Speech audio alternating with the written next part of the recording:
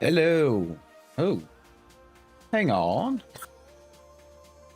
How you doing, Moment? Wait, what's going on with my uh what's all this things up above me? Let's fix that. Give me a second. Darn, how will this work? Should do this, right? Nope. Give me a second. Let's be this guy.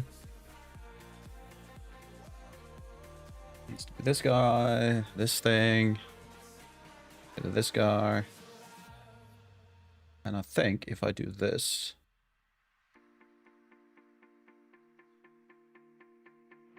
This is slightly.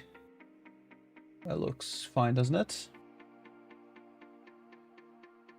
So let's close this thing. And that should be fine. Let's go back. And hopefully nothing bad happens and we'll be fine. There we go. Awesome. How's the sound? It looks like we're fine.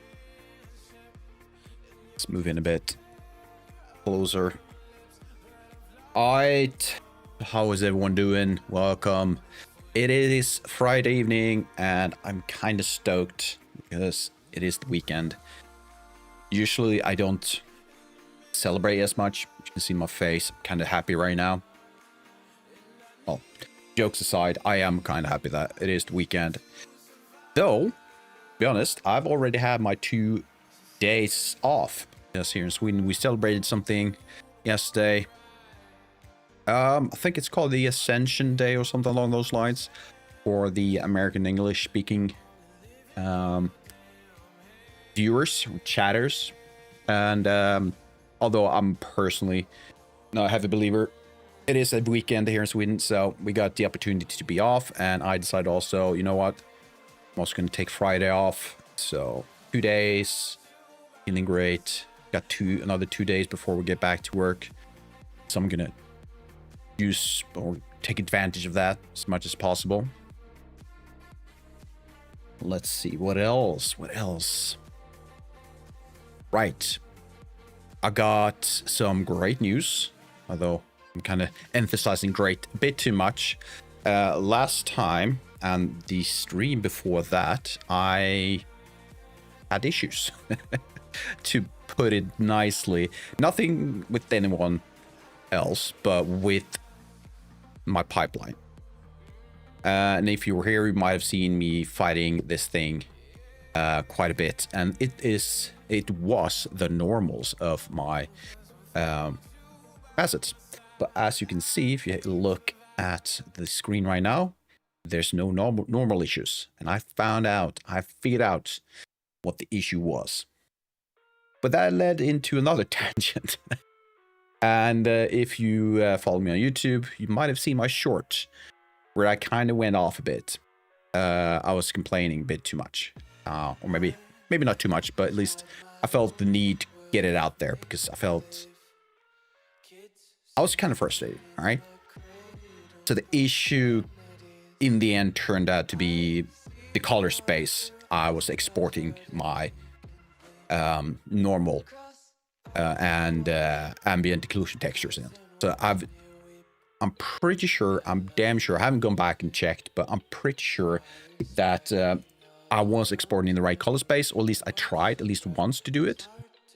But apparently, in the end, it turned out that I wasn't using the right color space. I was using the linear space, which is not to get too technical, but when it comes to this method that I've been using, it just doesn't work. So I had to go back to the third and final option, which is raw, and just worked after that. So I'm not sure if there was any steps in between that I messed up, or if maybe I gaslight myself, thinking I've always used the raw format, but in the end it turned out I didn't.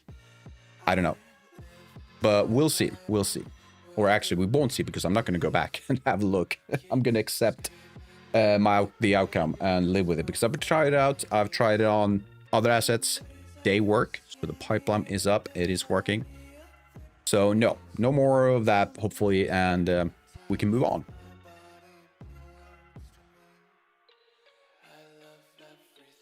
What else? Oh yeah, I need to double check the new UI for the plugin I'm using in my new OBS layout. It allows me to adjust the title and things like that inside OBS, which sure, there's nothing new with that. But one thing I noticed is if I don't put in the proper title in OBS, it will overwrite whatever I've done on websites. So hopefully that looks fine now. This looks fine. But the title on this stream on YouTube seems fine. So we're good. We're good.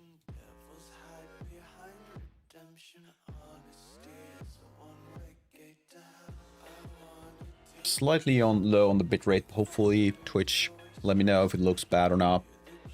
From what I can tell on my browser, it looks fine. So I think we can just get started.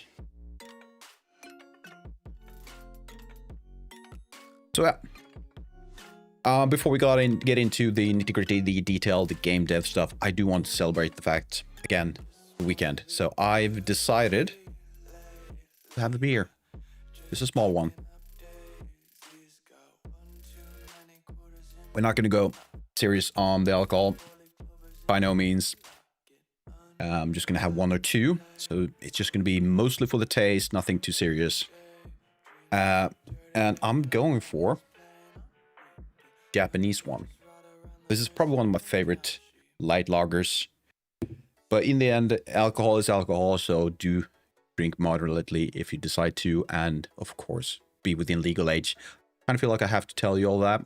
I'm pretty sure you all know about it, but this is my first time doing something like this on stream, so I'm just taking some precautions.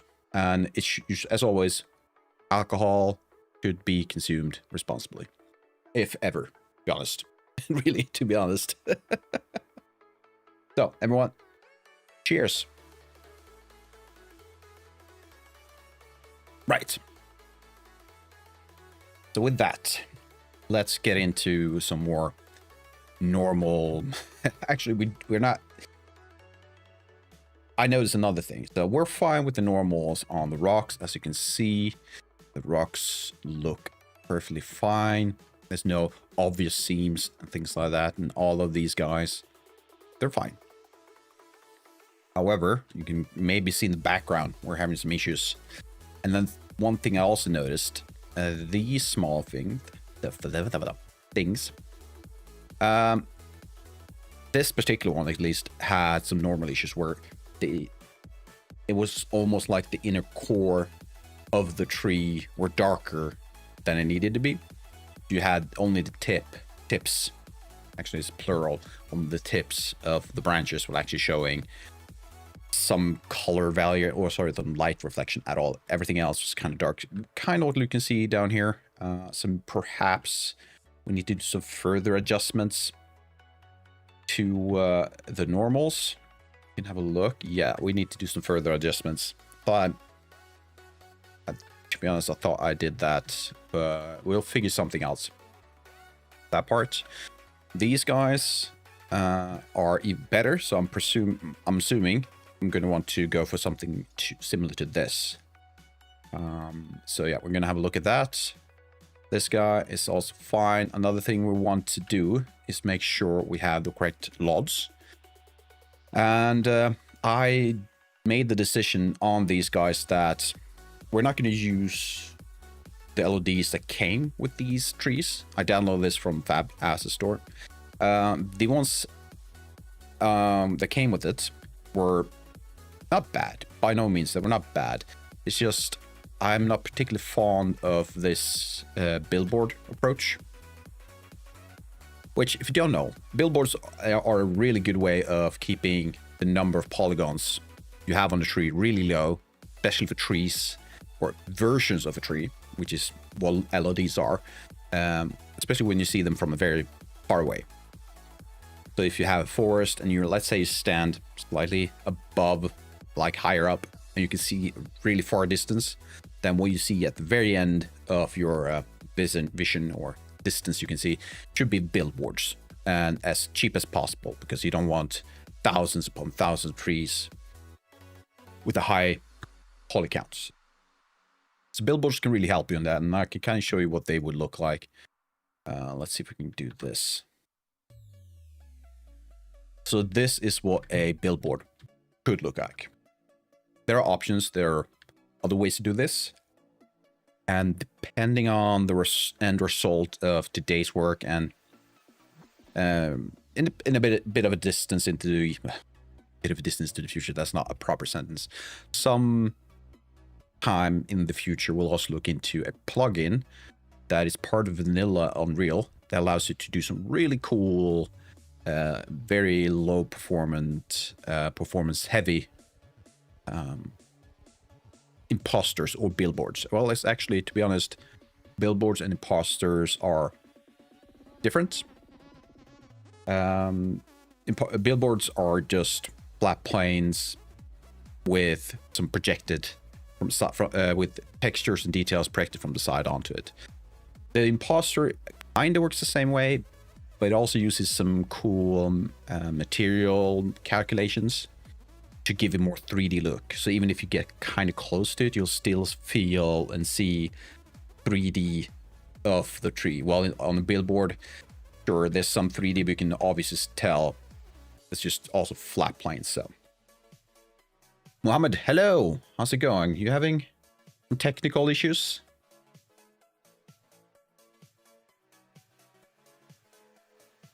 Notice your hello or your message earlier. Oh, it's lagging. Well, it's good to know. And I'm sorry. I'm sorry you're having technical issues. How you doing, by the way? Right. I think rather than kind of explain all this, should just get into it, or maybe even show, to be honest, to some extent at least, if you're interested in this type of thing. So, where to start? Let's kind of spend the next 5, 7, perhaps even 10 minutes going through why I was having issues. Well, I did kind of really already touched upon it, but let's go through a bit more in detail. So what I've done when it comes to the way I approach the normals, the normal textures and similar for my assets, is that instead of having a, let's call it a standard normal, which usually comes with 3 color channels, and they are red, green, and blue. What I've done is I've only kept the red and green colors, and I've then packed the ambient occlusion into the blue, which is just a way of kind of keep track of shadows that objects near each other, very on top of each other, create. So between my 2 hands, there's shadows. That is the ambient occlusion shadow. And I've also packed in some displacement map, which can also be called a height map. There might be some differences depending on your project and some technical terminologies, but yeah, should be more or less the same. Shrek, how you doing? Hey, welcome.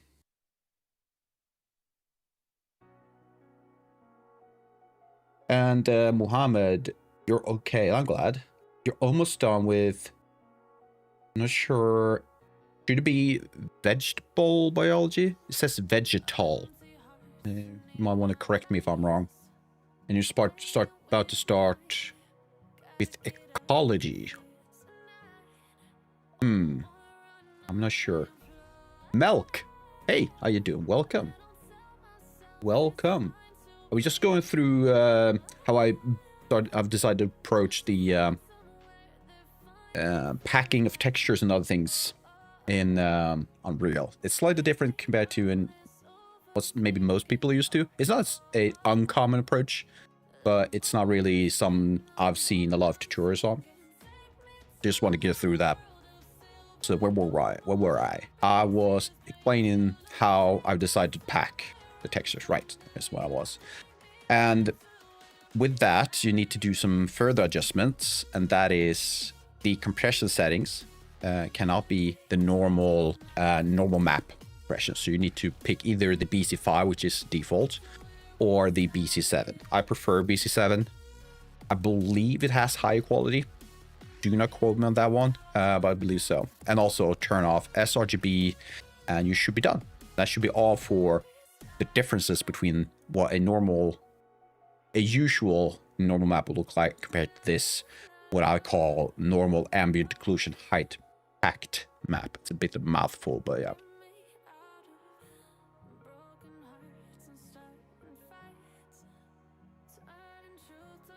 Victuzinks, how you doing? You're from Brazil. Wow, that's really cool. And you're a game dev, Unreal game dev. Okay, cool. What's your project? Do you have a project right now? You want to give us a bit of a elevator pitch? It's always fun listening to others, listening to and hearing what they were doing. That was a sentence, believe it or not. Right. So from here, let's go into not the vegetation. Let's pick. Let's also turn off all of these. Once again, launch this guy. Material instance, and then rock. So the big upside, the big advantage of doing this is that you can save on texture samples. So in this case, I have only 2 texture samples, which normally you would see usually, the usual approach would be 3 texture samples. 1 for base color, 1 for the normals, and 1 for things like packed textures, like ambient occlusion, height, roughness, and so on.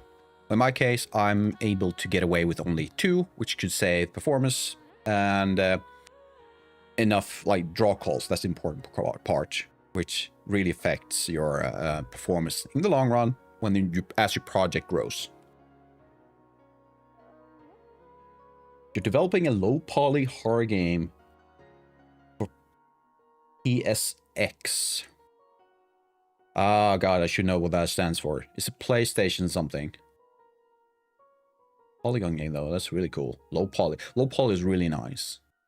You don't have to deal with the things I'm dealing with. Usually, sometimes you do, of course. It depends on the approach. Oh, just so you all know, if you just joined me, I am having some alcohol today, but I am having it responsibly. So it's only going to be 1 or 2. It is the weekend, so I feel like I deserved to have nice, in this case, a bit of Asahi, which is Japanese lager. Really good stuff. So other than that, I mean, my material isn't complicated. It derives the normal blue channel because that is what I'm missing, and the setup is fairly easy.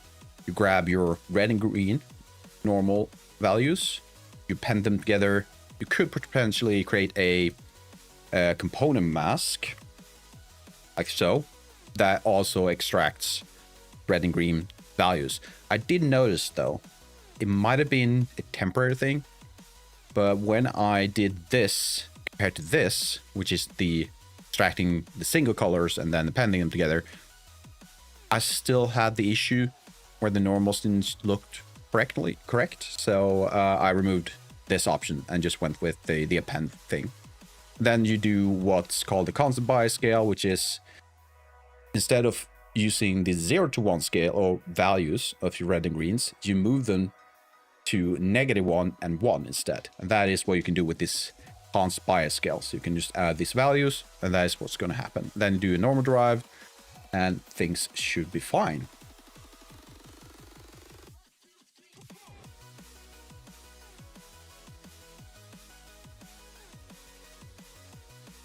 If it's not too much trouble, could you show me your project? I really enjoy horror projects. I would love to. Just a disclaimer though, there's not much horror right now. I'm only on the 4th stream.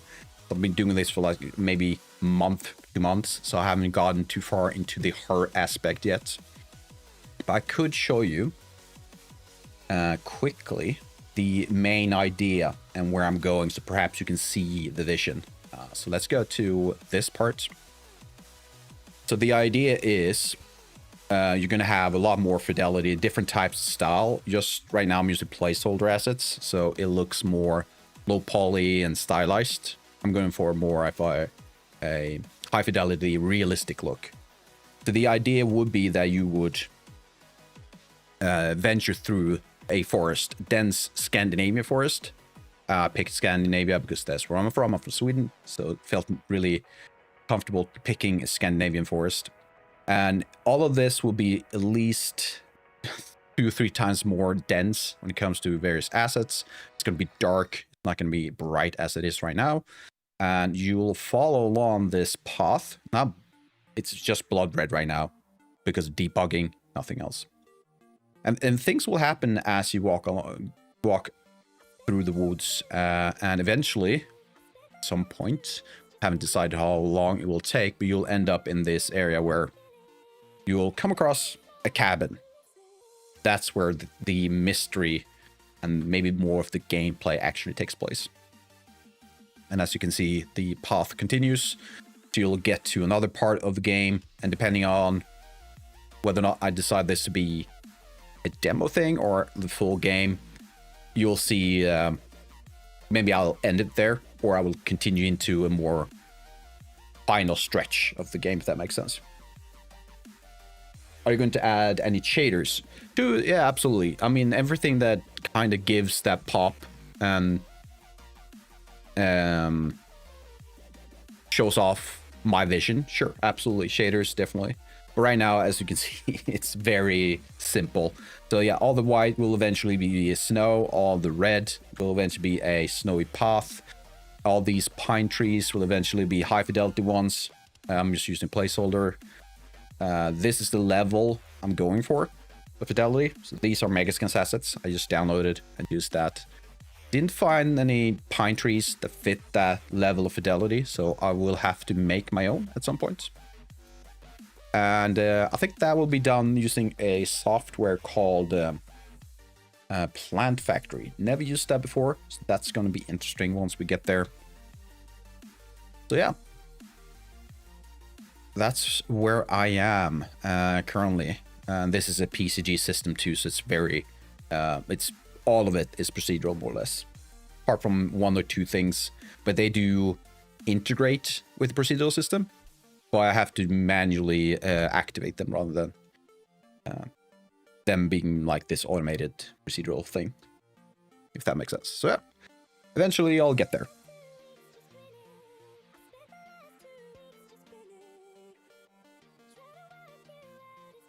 So I hope that gave you some idea at least. You understand the plan? Oh, great. Awesome. But the plan for today, though, is to finish off at least 2 or 3 of these assets that I have in the background. I'm not going to finish them all. Noticed during the last streams, it's not really super entertaining to see me doing the same thing over and over again. So I'm just going to focus on 1 or 2 trees, show how I would go and update some collisions, update some LEDs, and also make sure the textures are proper. I think texture should be fine, but I need to fix this guy. The LEDs are completely off, and I don't think it has a collider right now. You can double check that. Well, it does have one, but it's the wrong one. We're not going to work with that. So yeah. And just go into more detail when I decide. Okay. To give it another maybe 2-3 weeks of this, hopefully a lot less. But realistically, give it 2 weeks at least, I will eventually get into lighting. I think that is the next milestone. Because right now you can't really feel any type of horror. So, and that's also going to be important because I don't really know how much detail I need to put into these guys. And there's also the idea that what if it gets so dark that there's no point in having more than maybe 2 LEDs for each asset, maybe even less depending on the distance you can see things. So there are a few things I need to have a look at once I get into lighting, and after that I need to look into further things, maybe revise a few things that I've done for the past 2-3 weeks. But that is game dev. You do one thing, you realize that's not going to work, and then you do another thing, and you go back and forth until you have something you like.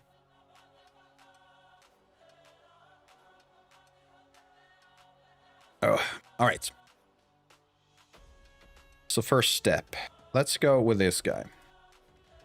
Let's launch you, and also going to turn off the others. And how about we have a look? So the normals, they seem fine, but what we don't like right now is the popping of the LEDs. So we're going to fix that. And up until this point, I've used the downloaded LEDs, but we can also use Unreal to create some really decent LEDs. So let's do that. And the first step we need to do is turn off something called auto compute load distance. That's just going to interrupt the when you try to adjust the screen space percentage, which is kind of how much of your screen does an asset occupy. And if it's 100%, then it's going to use a specific LOD. If it's 50%, then another LOD. 25%, a different LOD, and so on, so on. Let's turn that off first. Then we're going to go to something called custom, which is just the LOD picker. Turn on custom, which will then give us up gives the words right now. Give us, I have it on at the tip of my tongue. It will give us access. That's the one I'm looking for. Access to all of these LODs. I'm going to hide LOD 0 for now and remove the other ones. I'm just going to click this remove LOD. And I'll do that on LOD 1, 2, and 3.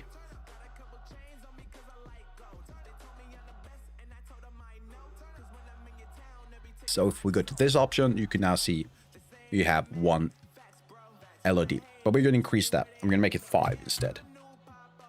Then we're going to apply this. So now we have 4 new LEDs. And Unreal by default does this thing where it takes the original LOD, the 0 one, then tells all the other ones to have that as their base, and then reduce with a certain number percentage depending on which LED you're on. The LED 1 will be 50% of LED 0. LED 2 will be 25% of LED 0. And you half percentage for each LED. We can kind of check that quickly by going percentage up here. Or percent. And you can see 100% of the first one, which is LED 0. Then it's 50, 25, 12.5, 6.25. That works for me. You might see some issues, as you can see right now. The old LED 0 works. 1, fine. 2, still okay. 3, yeah, we're fine. And the last one will be 4. That is not great. So we might have to increase the percentage just a little bit. But we can also not do that because it's going to be so far away that this thing might not even be an issue.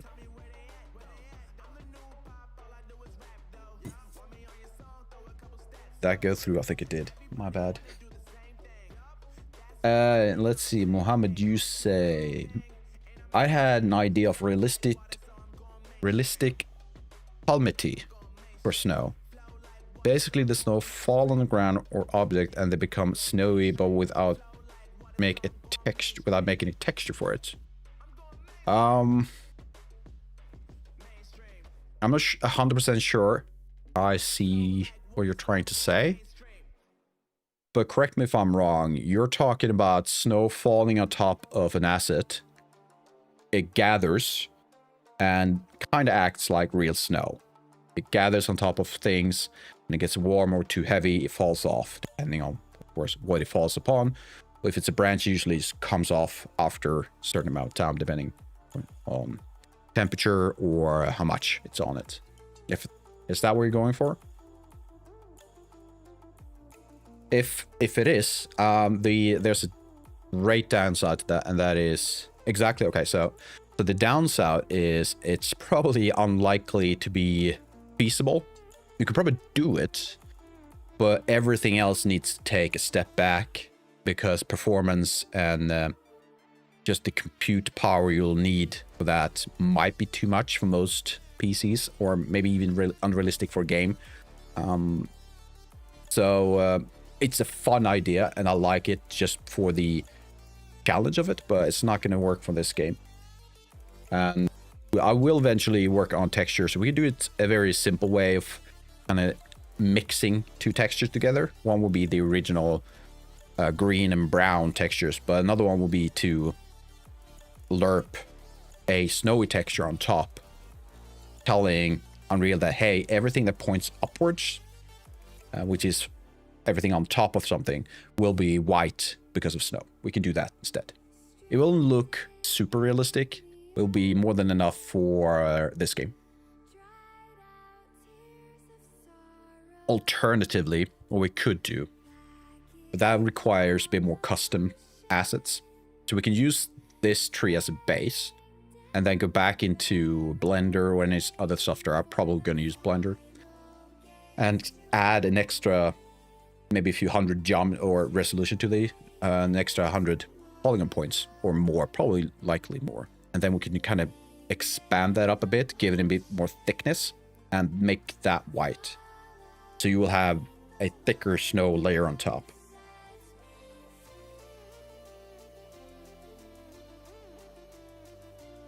Yeah, so it's just going to be too much, because imagine trying for Unreal to keep track of every little particle, and then also keep track of, hey, this number of particles has landed on top of this area. Now you need to increase the amount of snow that's on it. And I'm sure there's a way to get around it, some really smart mathematical ways, but usually I'd say that is quite a bit of overkill. Right, so for this guy, let's just increase with a few percentages. We might have to do this though. Just hide all the others. Yeah, so once you've added that extra percentage, you can see right here, you need to click apply change. And now we can see we have a bit more. I'll probably stop here. And I'm also going to be very honest on this. This is a lot for a LOD 4. 1,000 could be a lot less, but for now, we're going to keep it as is. I think that could work as a temporary thing, because we might have to in the future, mention this like 20 minutes ago, create our custom assets or work with a plugin that should be part of Unreal. Actually, to be honest, let's check whether or not it is. And it should be. If I go to, I wouldn't want to dock, but all right, let's go dock. Plugin content. Let's hide this. Perhaps I might have to enable it. Okay, so let's have a look at that another time. But there should be a plugin for Unreal that handles imposters or billboards, whatever you want to call them, really well. So we'll use that. But for now, let's keep it as is. Also, I'm going to delete this guy. Remove collision. We're also going to add a new capsule. Going to go inside, go into color mode, or just unlit. Call it.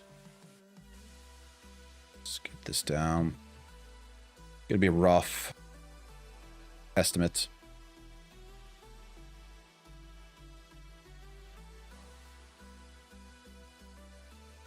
Yeah, that should be fine. So in our level, we should now see that this guy updates. We haven't adjusted the screen space yet, but you can see the LEDs are a lot cleaner, so that works. Let's go back to this side, or view. Also enable all of these. Well, we don't need first one, the LED 0. We don't need that right now. Go to screen. Make sure I'm just going to follow a temporary version, which is this guy. First one needs to be 0.5. Next needs to be 0.25, 0.1.25, 0.0625. That is too much. There you go. Let's save. So if we go back now and have a look at this guy. Can I? Yeah, there you go. If we zoom out, you'll see that the transition between LEDs is a lot cleaner.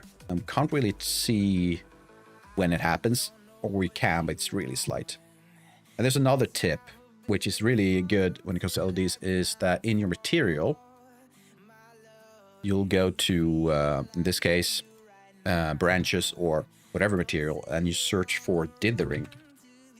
And you enable this guy called Dither LED transition, which means it's just going to make that transition even smoother rather than its jump between two LEDs. It's just going to kind of slowly make the other one of them just disappear, and the other one reappear. So yeah, so I highly recommend trying that out. It could be high performance stuff or a big hit on your performance. So I'm just gonna tell you, try it out, see what happens. And there we go.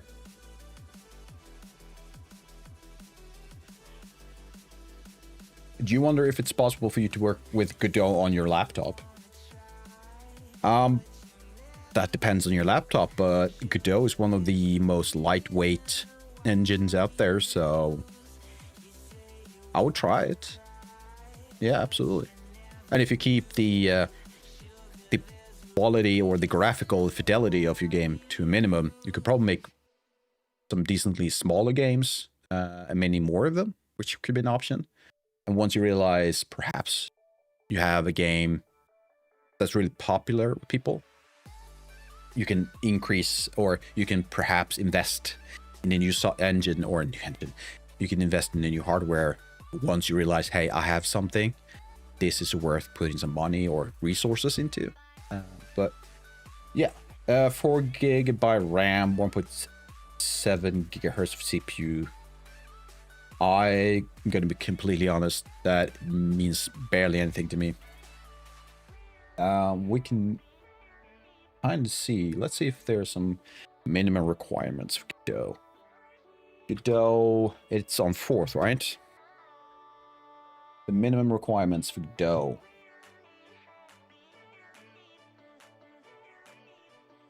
So let's have a look. So according to the official Godot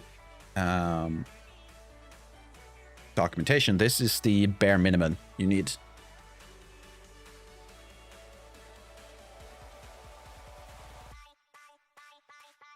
So yeah, so apparently, yeah, RAM 4 GB should work. Perhaps it will be some lag, we might be working slower than you want, but it seems like you should be able to get away with most of this. Yeah, I think it's worth a try. You can try it out. There we go. So now we have 1, 2, we have all of these. That's good. Let's fix this guy. The normals is bad. And to be honest, be really transparent, that's my own fault in this case. It's better than it was, but I made it only halfway. It needs more work.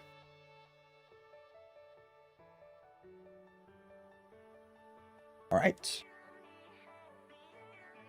What else?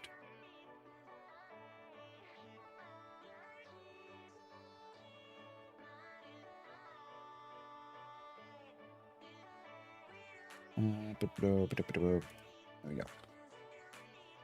Yeah, you're welcome. Don't worry about it. Again, I'm gonna just make sure, just try it out. It might work, it might not. Unfortunately, there's no guarantees.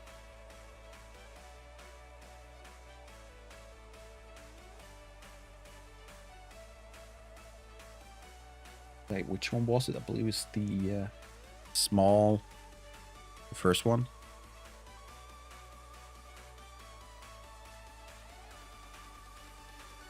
Yeah, it's the first one. Do I have it? Yep, I do. Okay, so what I did earlier is that I created this, not sure what to call it, this mesh where it surrounds the tree, the static mesh, the model itself, and then you transfer the normals, which should look fairly rounded and nice. So if I go to this, you can see it's a lot rounder and nice. The issue seems to be that it doesn't capture all of the normals that's further into the tree, so it just takes it all and just tells it, hey, point outwards, and that seems to be creating these issues. So instead, what we're going to do, we're going to turn these off for now, and we're going to go down to data, and it does say what, there's no custom normals. How about we just do this out of smooth? Nothing seemed to have changed. I don't like that. Can I?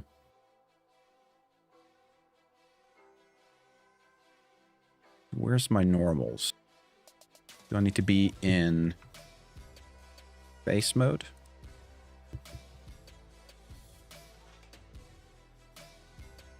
Edge length. No, no. Yes, this is the one.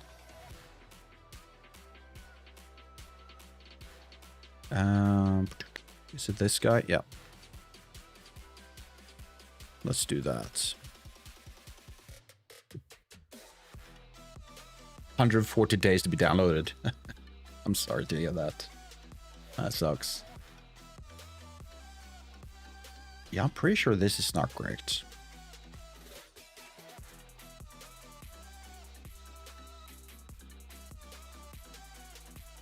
That is not good. What is the issue? These should be fine.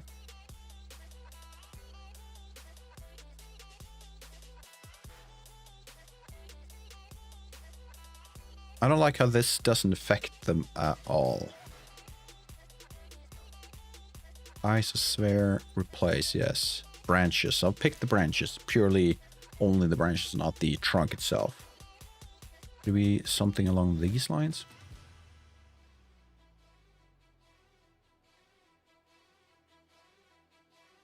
It should be this guy.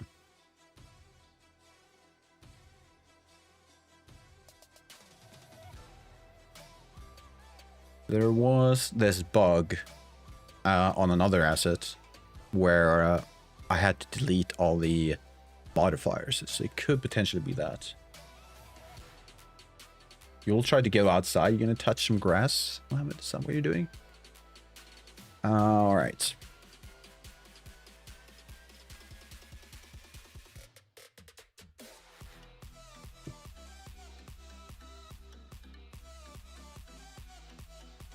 Face corner, exactly. Okay, so let's do this.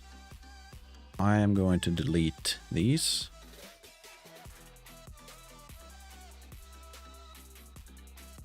Like so. This guy looks fine, so let's have a look at the normals. Yeah, so that's what I'm after, this expanded version. Oh, perhaps. Could be. What if we do that? So there is a chance that because I haven't applied the modifiers, that it kind of made the calculation based on the original base mesh version. Highly likely, but there's an option, there's a possibility. Oh, you got better connection to the internet outside? Okay, there you go. Let's try this again. So we're going to do another data transfer. We're going to pick this guy. And also, let's hide you for now. We're going to do this. And make you unselectable. There you go. Still the issue, but I do believe I didn't set up this guy correctly. Your branches. Data, custom. All right, now something's happening. It looks terrible though.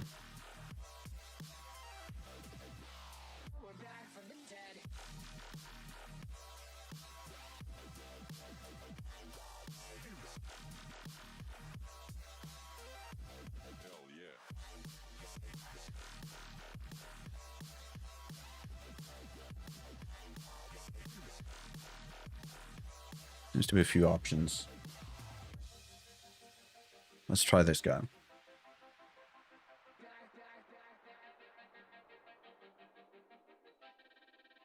Is this a bush?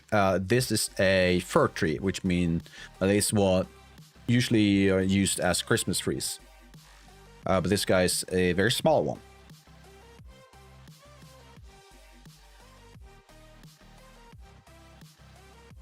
Let's also do a triangulate. Just keep normals. So how about we try this for now?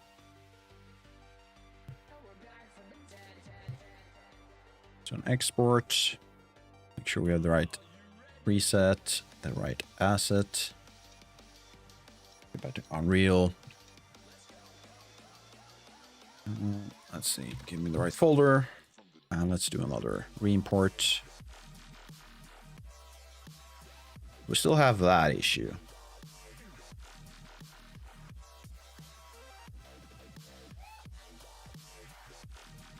It looks a lot better in this editor though. Okay, so we got some ads from on Twitch sites. We're gonna wait for like 2 minutes, give or take. Right. Oh, you understand, and you haven't seen a lot of trees in your life? That's fair. If you haven't seen a lot of trees, then I can understand if it gets confusing. But yeah, so this is a little guy that often you'll grab something along this size and drag that into your house as a Christmas tree. So really, to be honest, it's a weird tradition, I'd say. Imagine the first guy.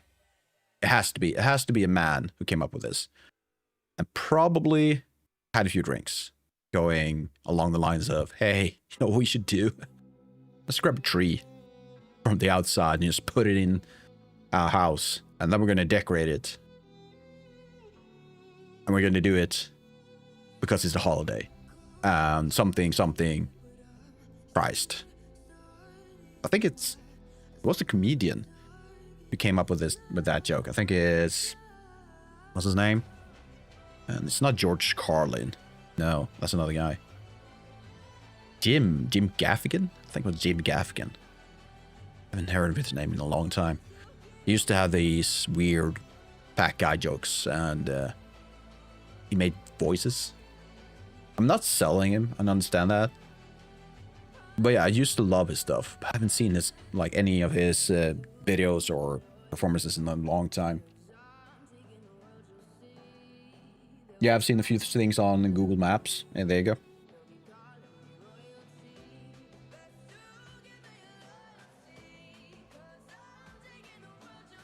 Is there a reason why that is not showing?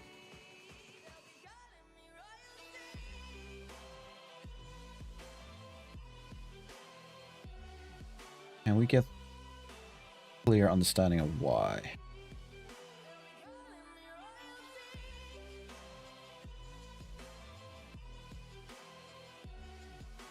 Welcome back, Twitch.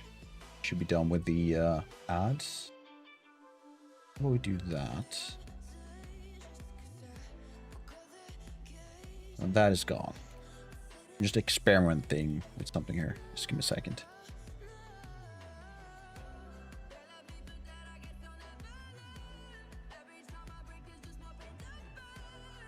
All right. Either way, we're back. So yeah. Right. We're meant to test. So that is not a fix, I think. This looks a lot better. So I'm gonna try one thing. What if I do this?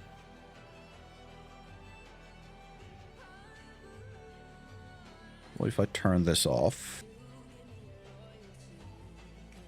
And let's try and export as is. Let's get to this guy. Custom everything. Yes. Let's also do this. I'm going to go Control 1 to assign this camera angle and position to the hotkey or the key 1 key. And then we're going to go to perspective, high res screenshot, capture that, launch this. Now I have an image to compare to. Perfect. And next we're going to re-import this guy, and we can straight away see that this is not what we want. That is actually horrendous. Why though? Sure. Muhammad, Martin Luther is the one who created Christmas, even in the 16th century. Really? Did you look that up? Because I'm gonna be completely honest with you. I am not convinced that Martin Luther was the one who came up with the Christmas tree. I'm not saying it's impossible. I just need a bit more proof, I guess. It feels like a story rather than a true event. All right, that didn't work the way I wanted to, so I'm just gonna reapply these. Export it again. Then re-import. Okay, so that is a better result. It's not perfect.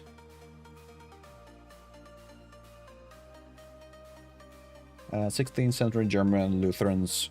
So the Lutherans were people, let's see if I can remember my history.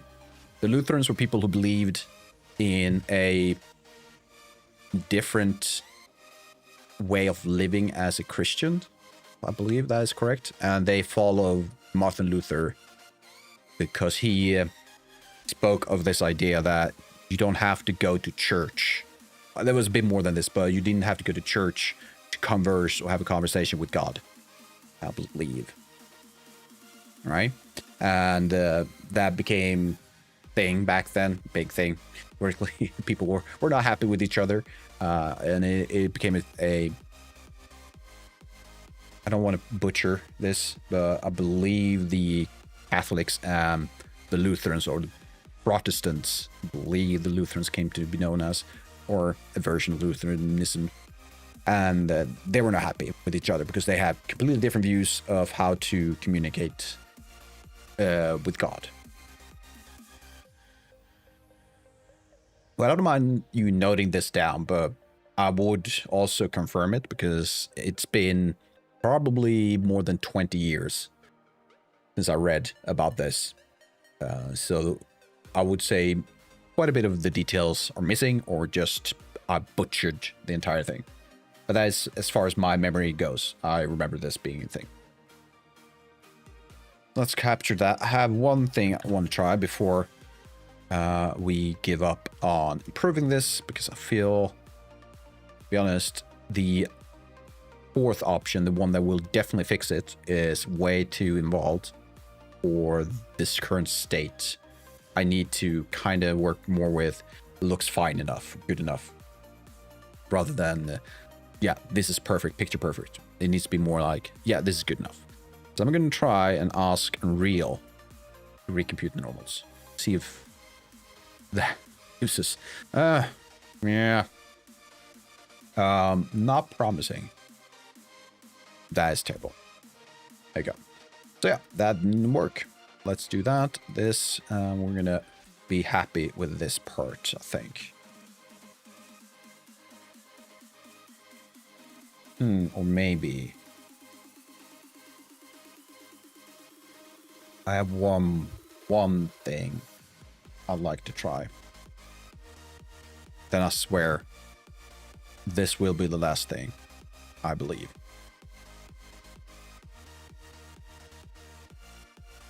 How does the normals look right now? That's terrible. I'd rather have them point upwards, or at least outwards. Why are you doing this again? These are on.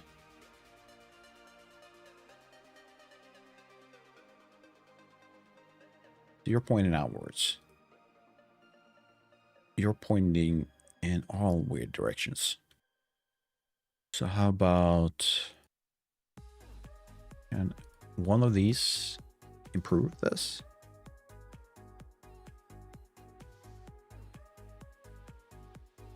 Am I missing something?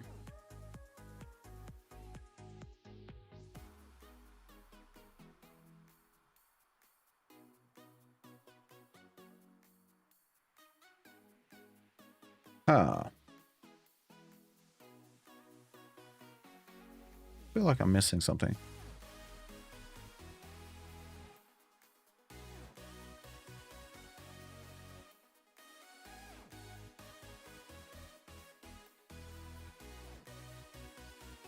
Which isn't fun.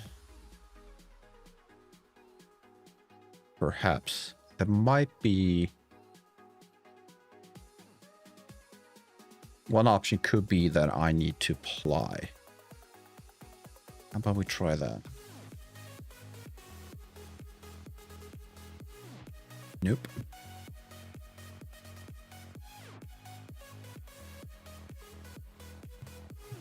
Shouldn't have to. All right, let's just have a look.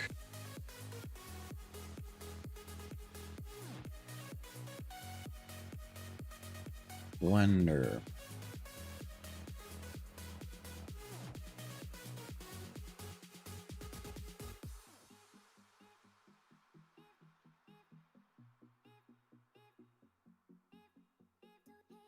I feel like I'm missing something.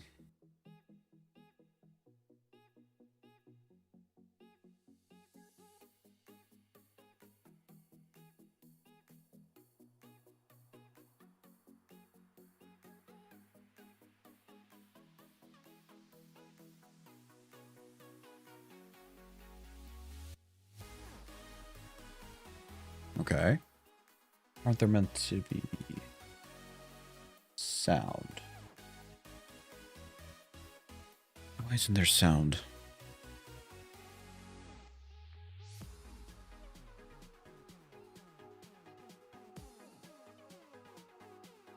Well, either way, he's doing that. Expands that thing. Oh, there's no sound on the video. Makes sense. Auto smooth. Yeah, shade smooth. Select those. Oh. Okay. I think we found a clue.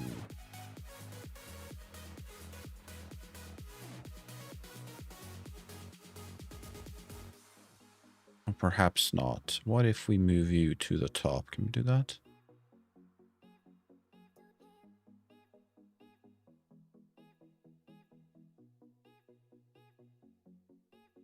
Because auto smooth has been removed, I believe, from this option down here.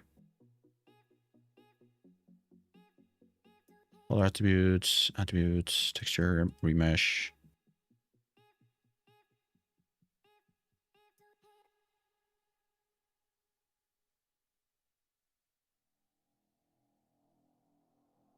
What if we do that?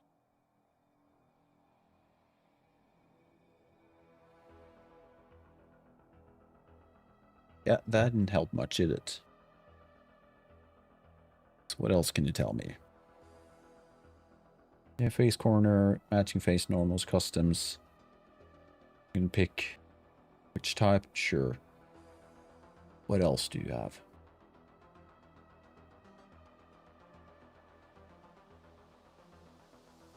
Nothing. Let's try something else.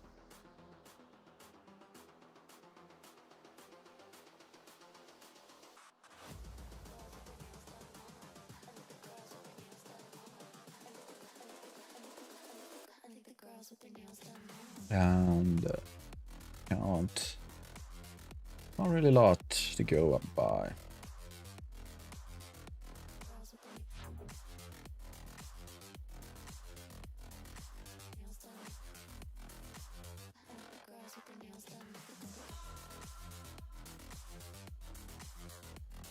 Okay.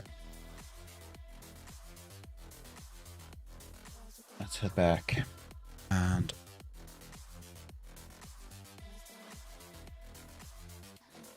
you do that. And if I do this,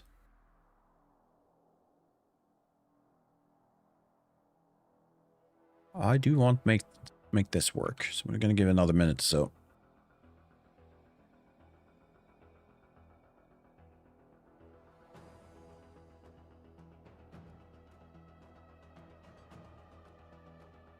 another option, why this looks off, could be the way I picked the normals down here. Display normals, the face normals. That's the one I'm looking for.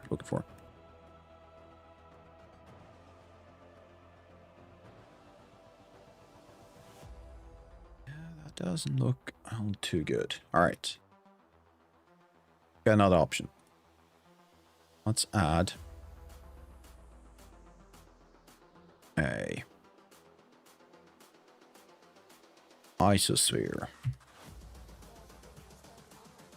Let's delete these.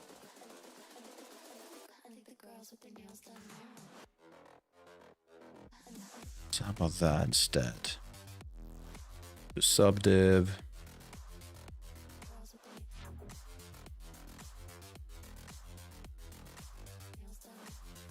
Shade smooth. Y shaped. Back to this guy. And what if we use this instead?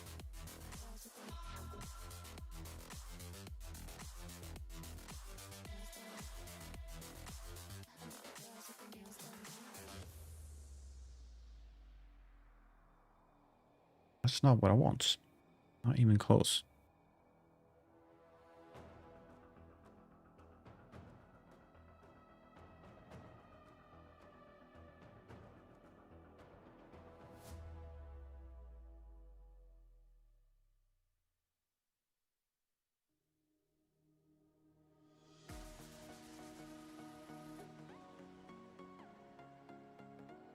Play face normals as lines, yes.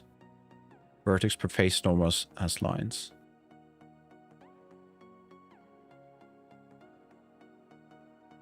Did again about flying this guy.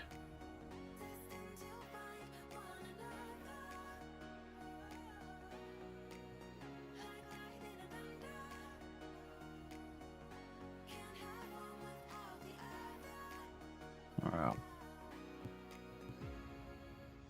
I don't know. I am going to accept whatever it is I have so far. It is what it is for now. I will do some research after or between streams instead. It's fine. Export.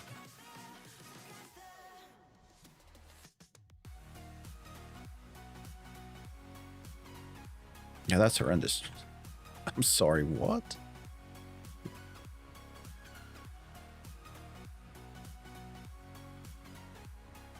Okay. At least get it back to what it was.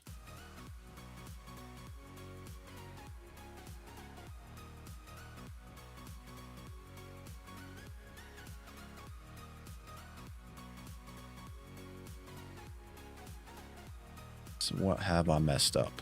God damn. Oh.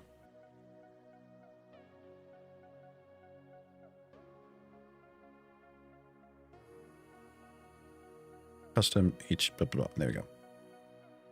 And hide, select, go. There we go. Export. You fell asleep? It's not good. It's way too early for that. That's good enough.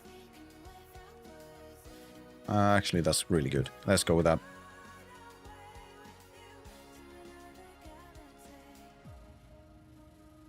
So, okay. So I have all but one good tree. So I have 8 of them. That's perfect. And I have a placeholder pine tree, and I have these rocks. You fell asleep to the music? Or is it gone? Music's still there, right? Should be. Well, something's happening, so yeah, I believe so. Let's see. I need to make a small check. This guy has been confirmed. Done. So update fir tree branch normals. Yes. So I've made the small one. These are all good. So you know what? Just make sure it's checked. What else?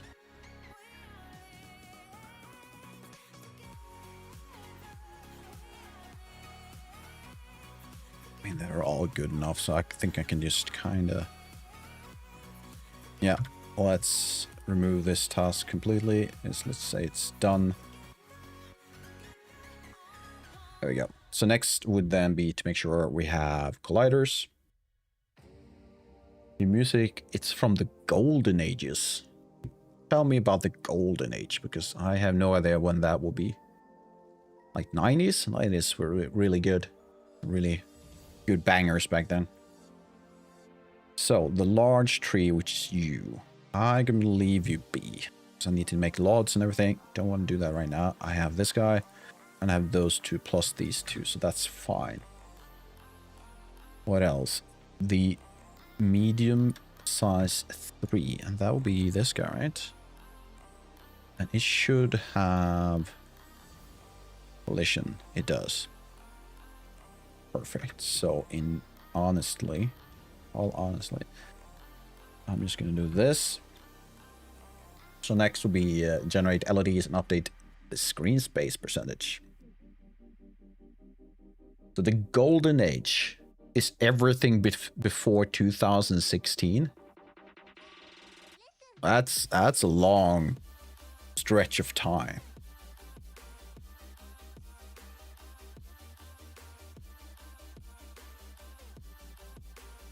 Did these have LEDs? There's a way to really see that. Level detail, colorization. Go. You zoom out. Yeah.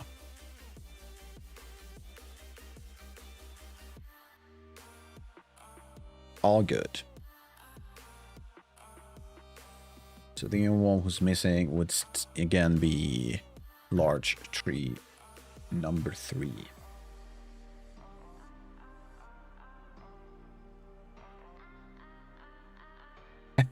So the golden age, but even more specific than that, the golden age for Gen Z will be music before 2016. I am pretty sure that you don't have to go back many years, maybe a decade, for Gen Z to not even exist. When is Gen Z start? 2000, or is it 90, or is it 90 something? Maybe it's maybe 20 years then. Because I'm pretty sure my generation, which is the millennials, I don't think we're Gen Z, right? Or we're not Gen X either. Are we Gen Z? I am a millennial either way. And that is from 1980. 83, I'd say. 2000s? Gen Z starts at 2000? I am going to look this up.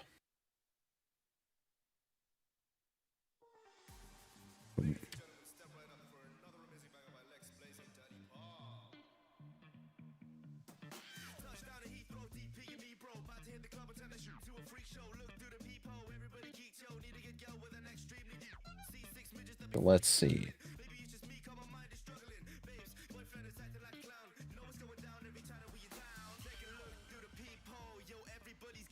I press the right buttons. Apparently I cannot. God damn it.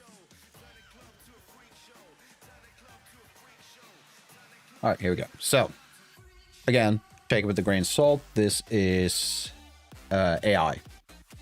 So, according to AI, baby boomers, fair enough, 46 to 64. Generation X, which is not mine. I think that is... I think... No, not my parents. They are actually baby boomers, but they're barely baby boomers. So Gen X will be my older cousins. I'm millennial. There you go. And Generation Z from 97 and so on. What do you mean the 80s is a lot? What do you mean? Like ages ago? I'm an 80s kid. I was born in the 80s. Are you calling me old? So there you go. So Gen Z were... Some of them were 4 years old in 2016. So your theory might have a little bit of a hole in it. So right. Okay, so we do have all of these assets. I think the next step is to refine the PCG. Which means we need to go back to... the sandbox level, is it? No, recent sandbox forest level. And what we're going to do now is to, first of all, disconnect a few assets, because I think we can refine their placements a bit more. I'm not old. Well, apparently, according to your own theory, the 1980s is a lot, and I'm assuming you meant years, which is 40 plus years ago, the 80s, or somewhere between 35 to 40 years ago. And I'm in between that. So either I'm old or I'm not. I'm gonna go with the first one. I'm old. I can feel it. All right. Step one. We need to... Can I do this? Can I? I cannot.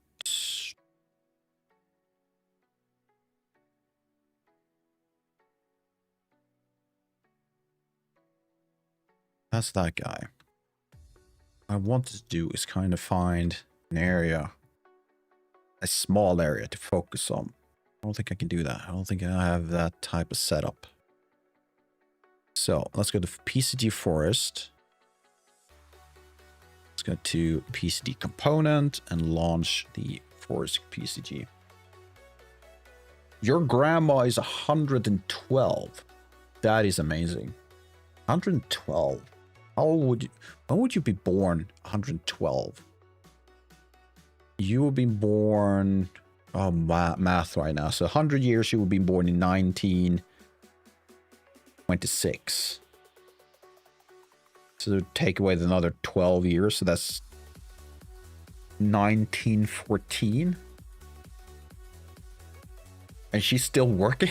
Or she's still guiding sheep? That's insane. So 1914, that would mean she was born the day of the First World War. I believe that is 1914 to 1918. And then, of course, you have the bigger one, the second one, which is 1930-something 7, I believe. Or 38, perhaps, depending on how you count that, until 1945. Which means she went through 1936. You sure? Because that does not make her 112, Muhammad. Because if you add 100... 1936, you get 2036. And although I'm not really the best at keeping track of years, I think that is 10 years from now. Do you want to double check your 112? Yeah, yeah, we'll wait. Oh, these are disabled. Since when? How would that affect? Let's try. I didn't think those were disabled. There we go.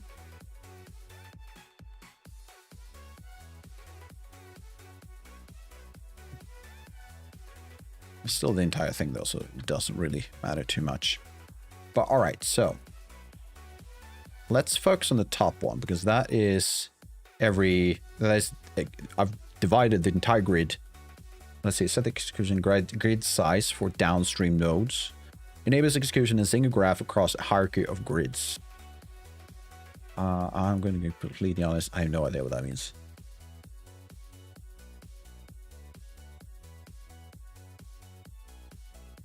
To be honest, I have forgotten why I'm using this thing.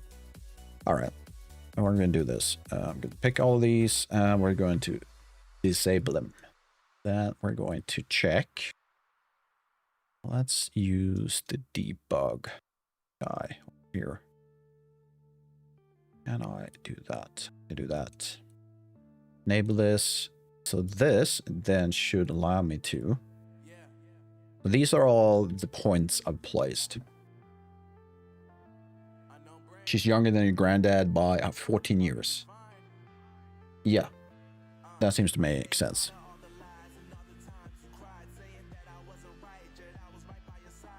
Can I make these less or more random? The looseness. You did what? Controls how points are placed in their cell, with 0 being in the center and 1 being anywhere inside the full cell size. That's, as far as I can tell, a bit more random. And you do want unbounded in my case, or because this volume over here does not encompass this entire thing. Or that is the volume, right? Yeah, or close to it. At least it works like the volume.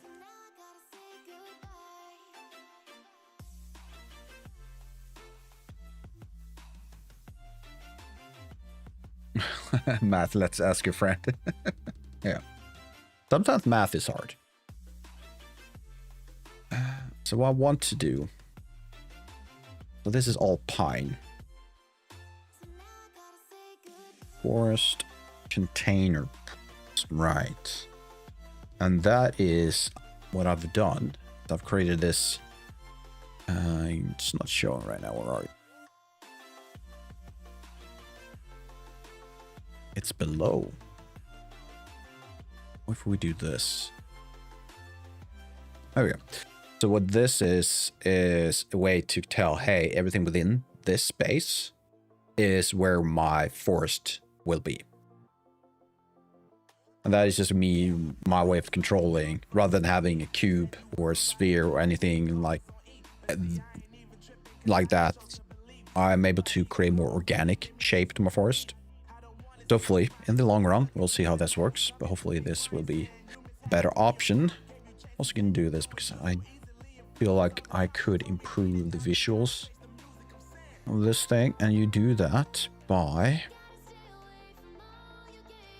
increasing a value on the spline itself. What was it called again? You message them? Okay. Goddamn. What was it called again? I feel like I'm looking at it. Sounds advanced.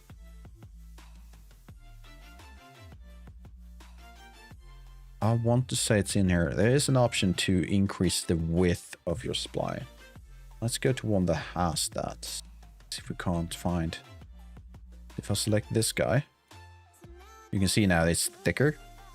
I'll go into PCG. Let's go to spline. And pick this option, which hides everything but the values that I've changed. Let's get visualization width. Yes, let's go to this guy. Go scale. There you go. Not sure why didn't I see it. Pick this guy, please. So now it's slightly wider. Let's make it a lot more. That's 30. Let's make it 200. White seems fine. There you go. It's just to make things easier to see. All right. Next step. So I'm excluding everything outside. That's what the intersection thing does. So it's telling us, hey, everything that's intersecting, everything that's touching from the forest to this container spine, if there are points that are touching each other, keep the points from the forest that's touching the container points. Everything outside the container, you can just ignore, delete. This guy, I think this is a more interesting one. Let's check this guy. Because if I remember correctly, I'm also going to do this. Let's hide you for now. Should create a pattern on my points that's less random in like, oh, you have like different, it kind of gathers the valleys a bit more. So you can see over here you have two bright spots near each other. I think that's what it does. Okay, guess what he said? Mohammed, didn't meet you in years. No hi, no have your make skills. The most random question ever in my life. Mohammed, didn't meet you in years. And no, I I think that's on you, Mohammed. If you haven't talked to them in years and then you just from nowhere contact them, yeah, I think they might be surprised. But did they give you an answer to the question though? That's the important part. Let's do this. I'm gonna scale these a bit so we can see what we're doing. Let's test 10. Yeah, all right, that's too much.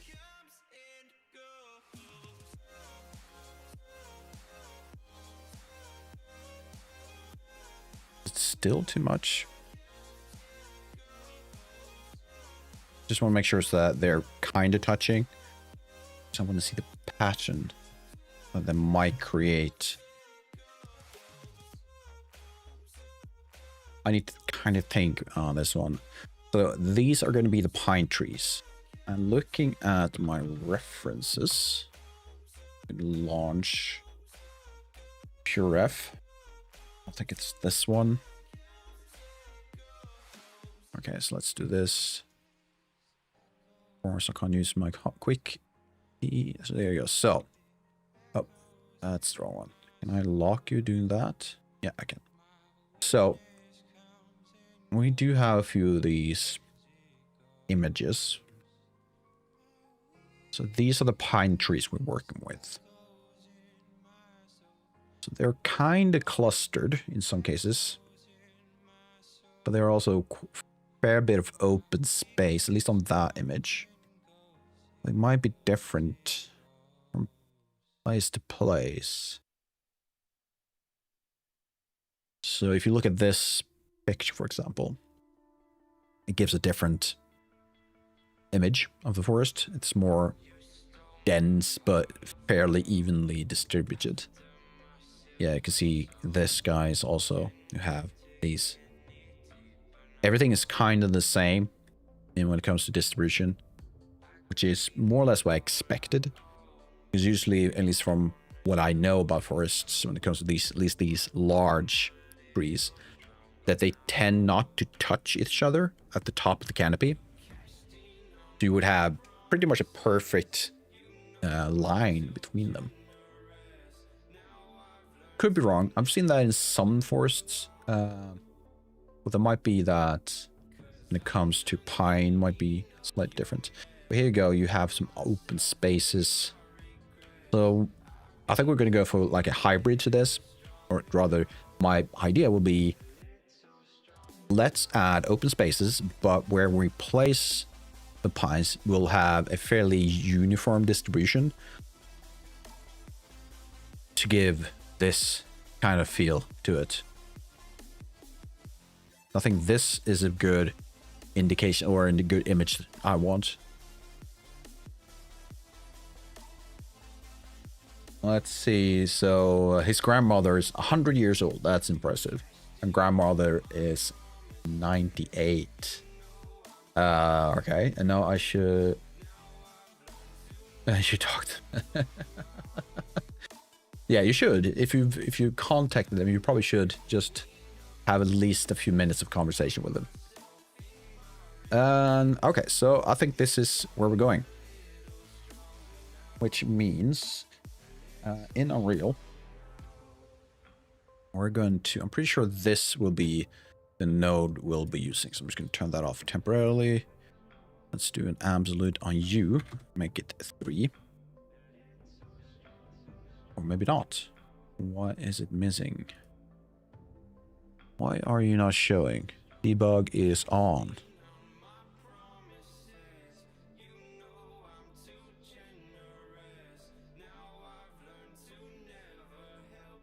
I've noticed this a few times with the PCG graphs. Not sure why.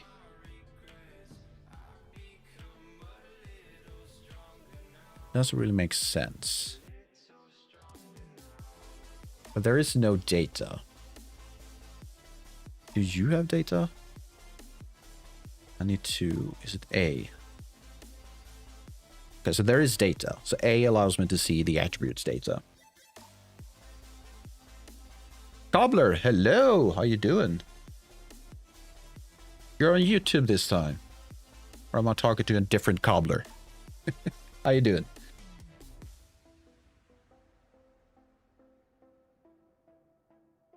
Now I'm worried that something happened over on Twitch, but I missed. But no, it doesn't seem like it. All right, there we go. So that's something. But what I want is to create these islands of white and bright values that then kind of goes into dark values. Oh, it's the YouTube version of Cobbler. Nice. Always nice to have an extra version. So what we can do is try various modes. Let's see. This is how many times the fractal method recurses. A high number will mean more detail.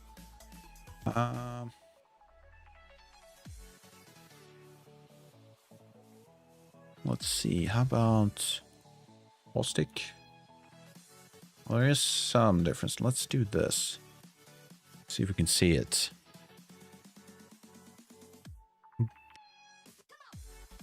Voronoi.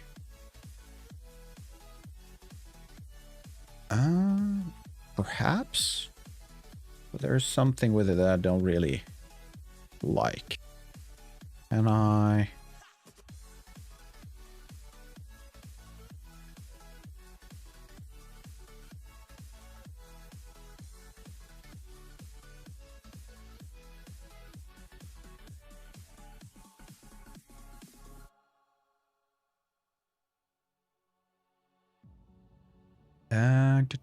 tiling.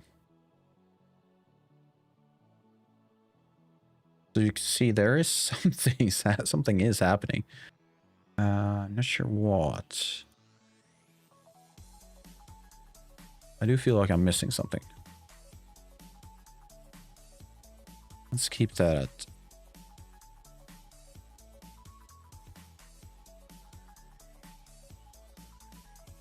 Okay, let's try something else. No. That's kind of cool, but no.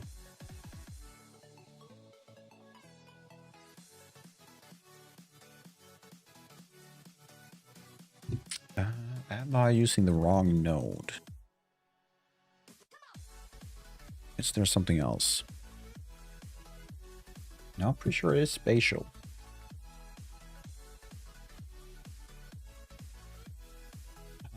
So let's see what Google has to say. PCG. Spatial noise.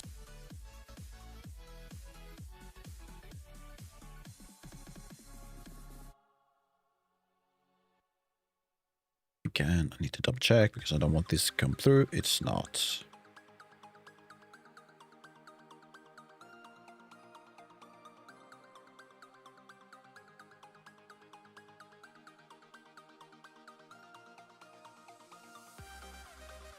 Let's see.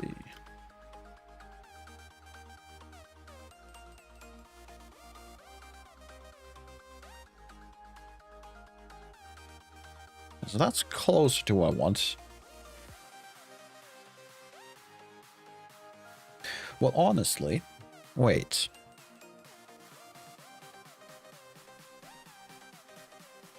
hang on here. So I got to show you something. So this is what I discovered. And it might actually be something we need to do first.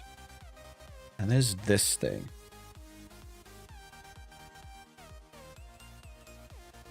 So what I'm thinking here, I don't know if you use that. So what he's doing is that he's creating these what's called density patterns.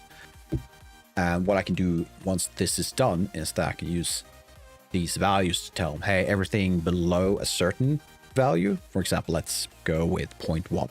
0.1 down to 0, which is black. Remove those and don't use them. Or branch them out to be used for something else. And why I want to do this is, to my knowledge, when it comes to how forests expand, is that you would have the ancient trees, if you so want to. Sorry, got some hair in my mouth. The ancient trees, they will be at the center of the forest, and as the forest expands outwards, smaller trees, younger trees will be towards the ends. So what we could do, which would be interesting, is to use that forest container and tell it, hey, everything within this, do this thing, so that towards the center of the forest, you will have a thicker forest. And as you walk towards the end, yeah, you will have younger trees. We can have a lot more fir trees or smaller pine trees towards the end.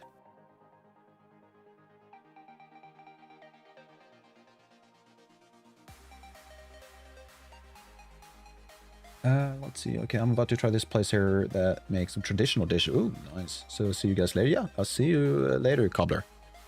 Thanks for showing up. So, I think we're going to change direction just for a minute and see if we can't work with this. However that is made. So I'm just going to double check. The spy sampler.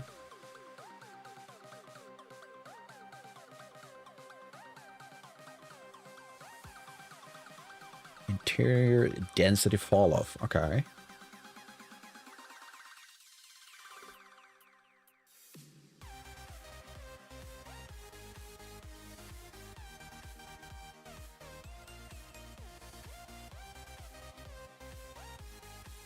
Okay. Let's try this out. The forest. Surface sampler. Again. Wait.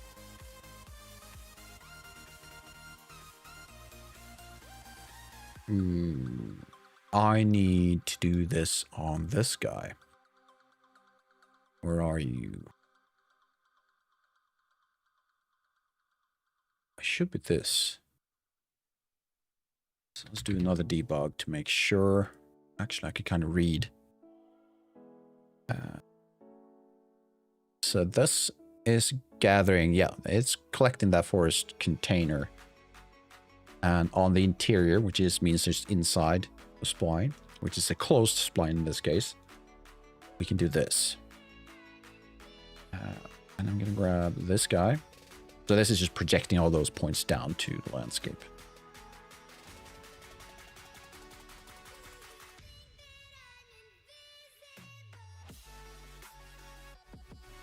I don't have that option. Why? Why is that? How did you activate that?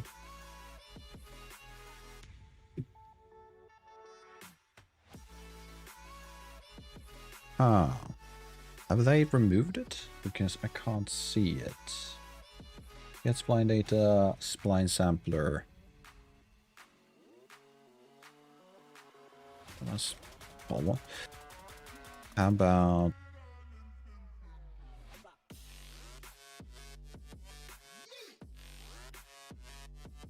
Is there an option? I don't like when tutorial does this.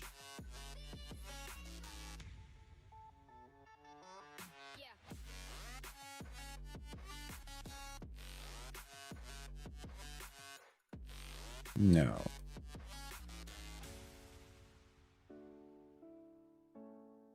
It's been moved to density. Noise then? No.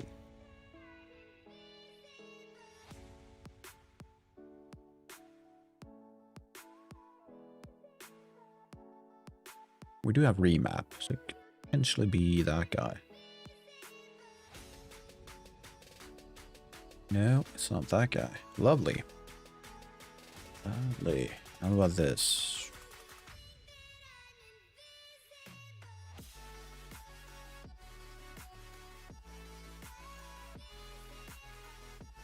Cobbler reminded you haven't eaten yet? Go eat. I don't think I will be moving anytime soon.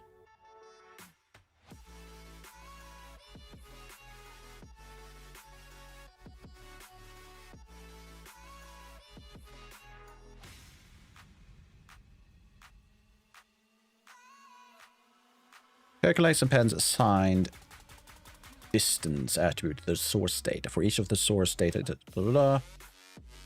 And nearest point, no.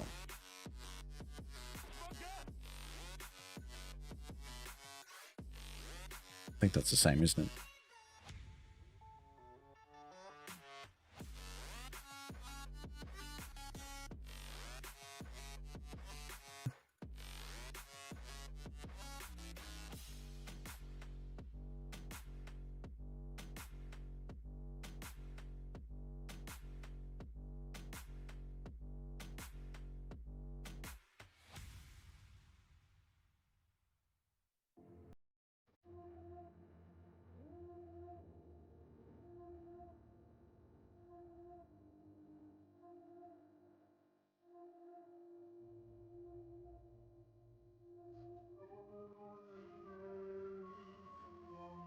Okay.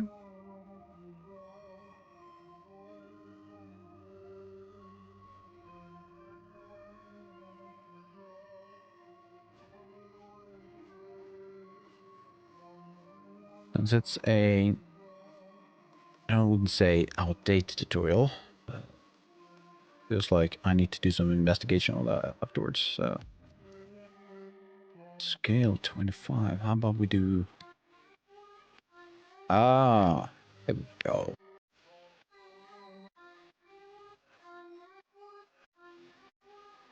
Okay. See if we can find a decent one.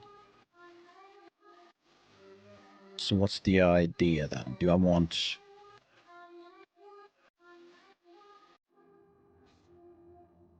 But we go with... What this? And we could also...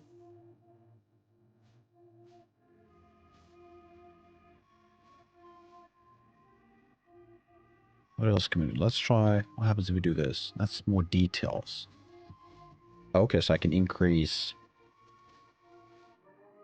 That makes sense. So by doing this, I can get more details. Let's use a good 10. You can see I have a lot more details. That might actually, to be honest, be a better option in this case. But I'm also going to lower the scale again. So now we'll have patches of... The white here will be the large pines. And then you can have patches. I think that could work.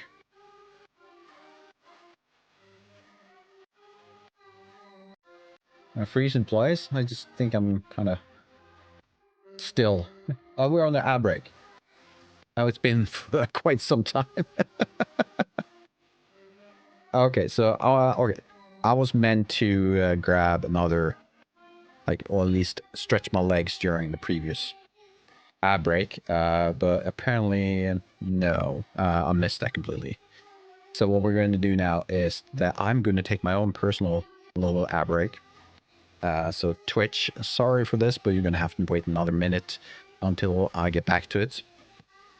So I'll see you all in... Give me a minute, just so I can stretch my legs. So see you all in a little bit.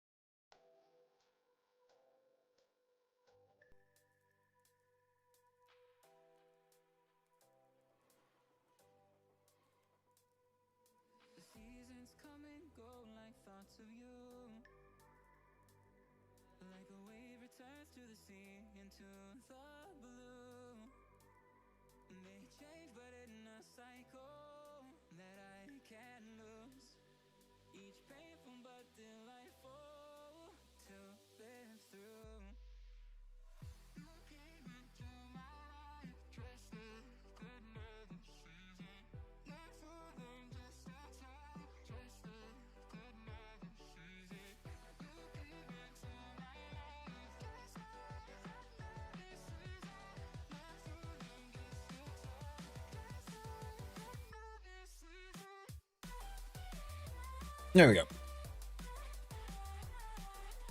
So what's going on, Mohammed? Good day work for you? And ooh, do I want to increase?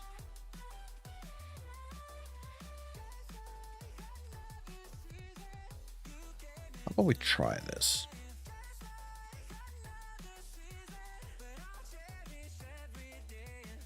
So the density filter, what do? You remove based on density. So now we can kind of see where I'm going for. If I go back and forth, you'll see it's removing. So how about we do this?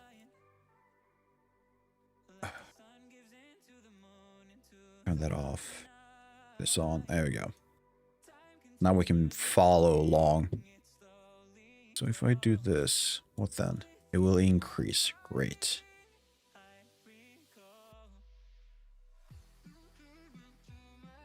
So how much should we go? I'm thinking the pine forest should be quite extensive. How about 0.3? Okay.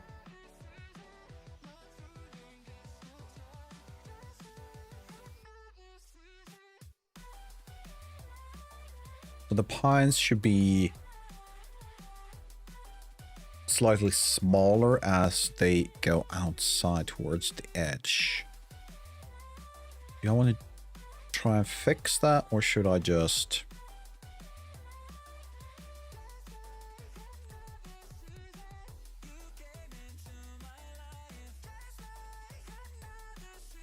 Cobbler, what the hell? Why do you say shake shuka? What the hell is a shake shuka? And you got Godot running? Awesome. Cheers, by the way, Cobbler. It's Friday, so I felt I deserved at least 1 or 2 beers. Alright, so we got some random transform, random rotation. That comes from the transform points. Let's see, what does this do? Nothing, because I need to reset this guy. There you go. So now we can see what the extent boxes, which is the boxes around... okay, how to explain extents? So imagine you have a hitbox or a mesh box. What I want to call it, there's a better word for it. That kind of surrounds your object. It is what can interact with the world. It does help. It might not be the only way to interact with the world, but it does help telling you, like, okay, so if I overlap another extent box or hitbox, what I'm calling it again, then I should do this. And that is what we're going to do with the next one. So if I go to self-pruning, I have less. Because what I'm telling it is, hey, look for the big ones. And if it's within a certain span, I think I have 0.25. So if it's 0.25 smaller, 0.25 larger than the specific extent we're looking at, then remove those that are within. So you can see we have some space, more or less even space. Shakshuka, okay.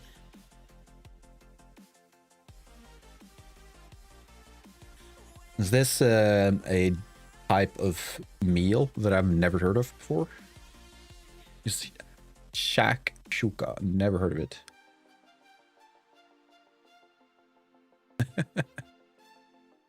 Do I do another extent? Why am I doing a second extent? Oh, it might be that I'm resetting. Well, we check that out. Why am I doing a second extent? I can't remember. Seems like I'm I don't think I need this guy. We'll see. Something goes wrong. Next one would be this. Should be the same. How about we do this? I'm going to enable you again. And I'm going to disable this guy.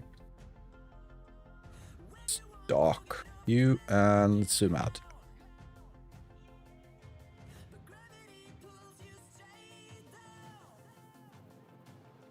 So now we have more open areas. That's nice. Arabic, right? Arabic dish. God damn. Maybe the alcohol is getting to me. Maybe I should calm down. I had one beer, by the way, and it's like low alcohol level beer, so I shouldn't be affected by it. It's like eggs with tomato, kind of scrambled. Okay. So it's scrambled eggs with fresh tomatoes or crushed tomatoes or paste. It's tomato paste here in Sweden. I mean, it's everywhere. It's not only in Sweden. So how would you go about making it?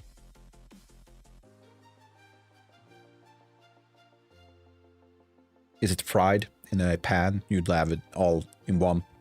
Like scramble the eggs first, then you add tomatoes in whatever consistency or shape it is, and then you kind of mix that all up. It kind of sounds nice, to be honest.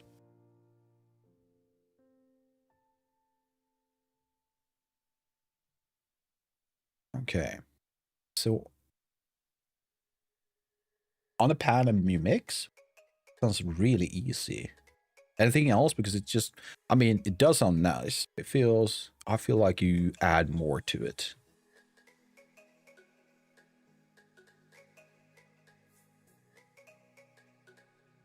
When we get to this area, I'd like to make the lines smaller. And the way we would do that, so we need to kind of make use of this.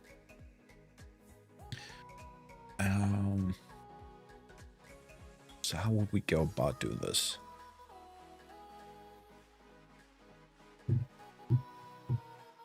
So I can use the density. Let's check the density. Is it clamped somehow? The density. Are you? Am I blind? I am, because I need to do this first. There we go. So maybe should we go density? So density is between 0.3 and 0.951. So if I clamp that, we can get some interesting stuff.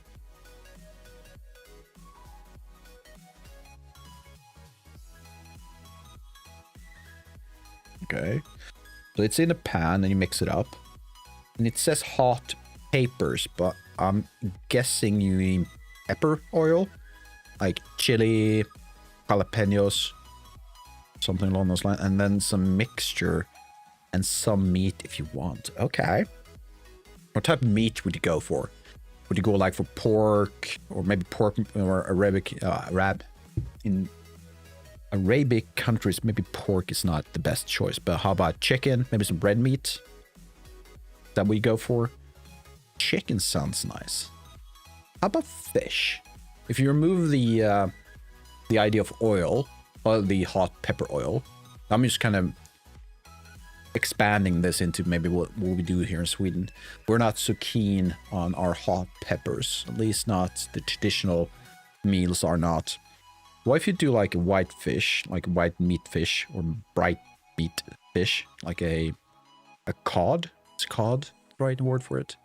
And then you'd add that with the tomato, the eggs, perhaps some salt and pepper, maybe some dill. That could be nice.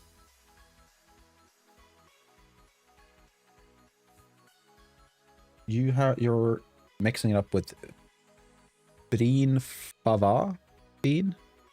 Never heard of this before. I'm learning quite a bit. Brin fava. And you mix it with the tahini and olive oil. Oh, nice. Nice. I tried something yesterday. So we have a weird thing in Sweden. I don't think it is widespread. And I need to show you this. Grocery store. Sweden. Taco. Let's see if I can show you this. This is kinda... I don't think this is common. I don't need to see that part. So, here in Sweden... Oh, brown beans. There you go. Okay. So in Sweden, we have a shelf in most grocery stores purely dedicated to various taco or Mexican-inspired dishes. I don't think this is authentic Mexican stuff. It is inspired. You do have your tortillas, your nachos, your quesadillas. Is probably not the right word. But either way, these are really popular. You have salsa and everything. And I did something I've never done before. And I grabbed some grounded beef with mixed with pork. That's the thing here. So when you mix it with pork and beef, just to give it extra, a bit more extra fat, but also cheaper. And you brine that, or you fry it until you get some crispy edges, like it's slightly burned, not burned necessarily, but caramelized. And in my case, I did that with both yellow onion, regular onion, I guess, and ground beef. Then I mixed that together, and I added this spice, this taco mix spice. Not super hot. I personally love spicy food, but I can't eat it too much because my stomach and my taste buds are two different camps when it comes to spices. And then I threw that on top of nachos, where I've also melted some cheese, which has some jalapeno pieces in it. And then I added one of my new favorite salsas on it. And again, from the same shelf, same company, Santa Maria is the name of the company. And they've made this salsa that has combined traditional salsa with pineapples. So it's a lot sweeter. So I had that on top. And that was pretty much it. So you kind of grabbed the melted cheese on the nachos with some ground beef and the salsa and everything. It's really good. Mohammed, rabbit meat. Oh, cool. I don't think I've tried rabbit. We do have quite a bit of them here in Sweden. It's the only choice for me because the only thing you can hunt or buy and save to eat. Oh, really? Oh. Taco? Yeah, taco. It's, how do I explain taco? Yes, Mexican inspired. That's the best I can do. Oh, pigeon meat. Oh, really? You don't want to eat the pigeons here in Sweden. They've been domesticated. They're fat asses.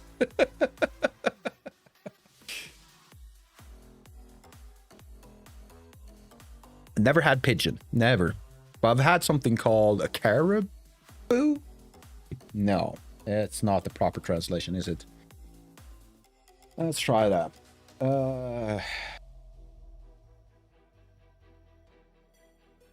No. Oh, God. Caper kale. Caper kale. It's this really... let's see. So it's this thing. Give me a second.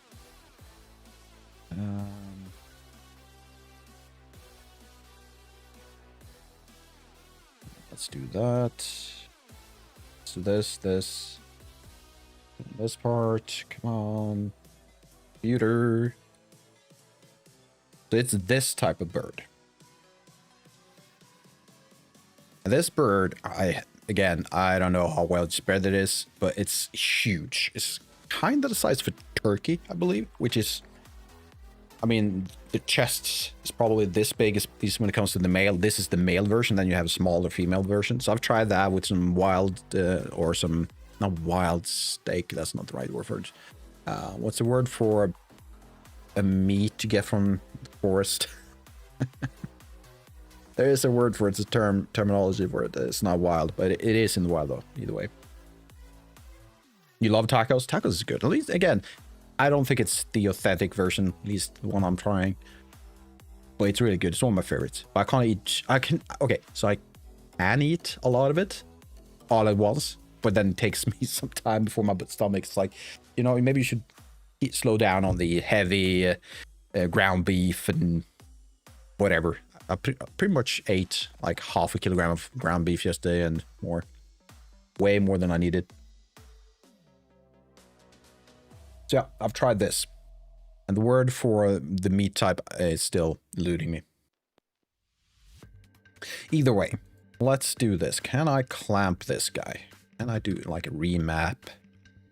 Density remap? Is that the thing? What if I do that? Then I look at density. It's still not correct. Range is curve, density, minimum range, maximum range. Because what I wanted is for density to be 1 and 0.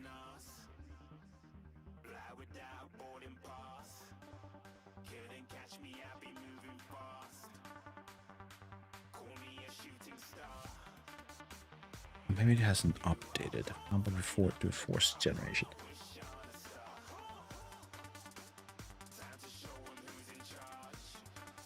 I think you tried most birds. Oh, most birds in your area. Yeah, that makes sense. Some birds you don't want to try because you will put on a list. And if you're on that list, you'll have like Interpol or whatever hunting you down. Well, maybe not Interpol. It's not recommended. If in range equal in range max, then the attribute value is mapped to the average of outrange. Okay.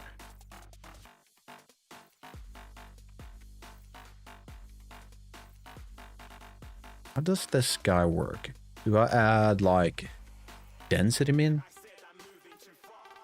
Or I can't do that because it's not a string type.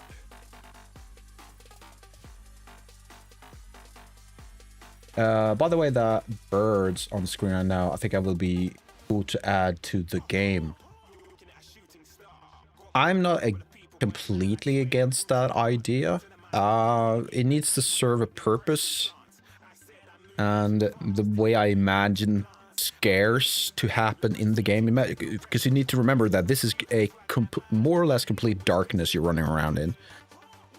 And a lot of the scares or the atmosphere were built with ambient sound. And also every now and then I'm considering like at just outside your range of vision, you might hear something, you might see some dark shapes moving around. So I haven't really nailed that down yet, but that is kind of where I'm going in that direction. So when you see a bird in cage, it's not a pet. Fair.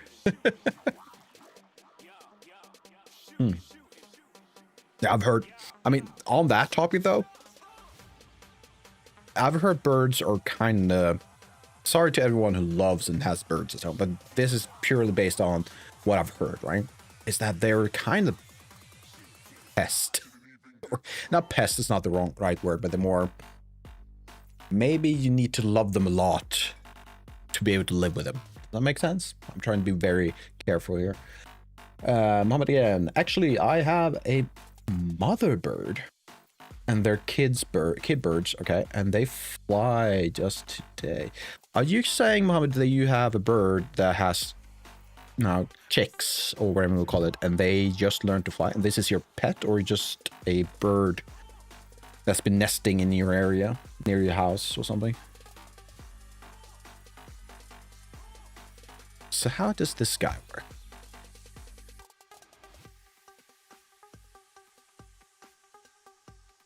Because it would be nice if I could do. I don't want to like make a tree 30% of its original size. Maybe I go down to 8%, but I want it to be done based on density, not a random pick, which this transform point does. Instead, I want to multiply the scale output from this guy with this guy, but I want to change this part. How about this first? Let's see if this can be done. Can I do this? Or do I need to extract? I've never done this before, so I need to perhaps extract value. So how about this? Let's input source A should be point scale. And this guy goes in there, but I want it to be... Might be able to get away with blast, but I'm gonna try density. So looking at scale, we see that... how about we do the biggest one first? The biggest one is 0.2. What is the biggest one if I look at this guy now? It's 1 point. So it is likely working. What if we do... I'm just going to see if I can grab a photo or a screenshot somewhere. You're going to take some pictures? Please do. Post it on Discord. That's his tip for tomorrow. And it just flew away. I'm sorry to hear that.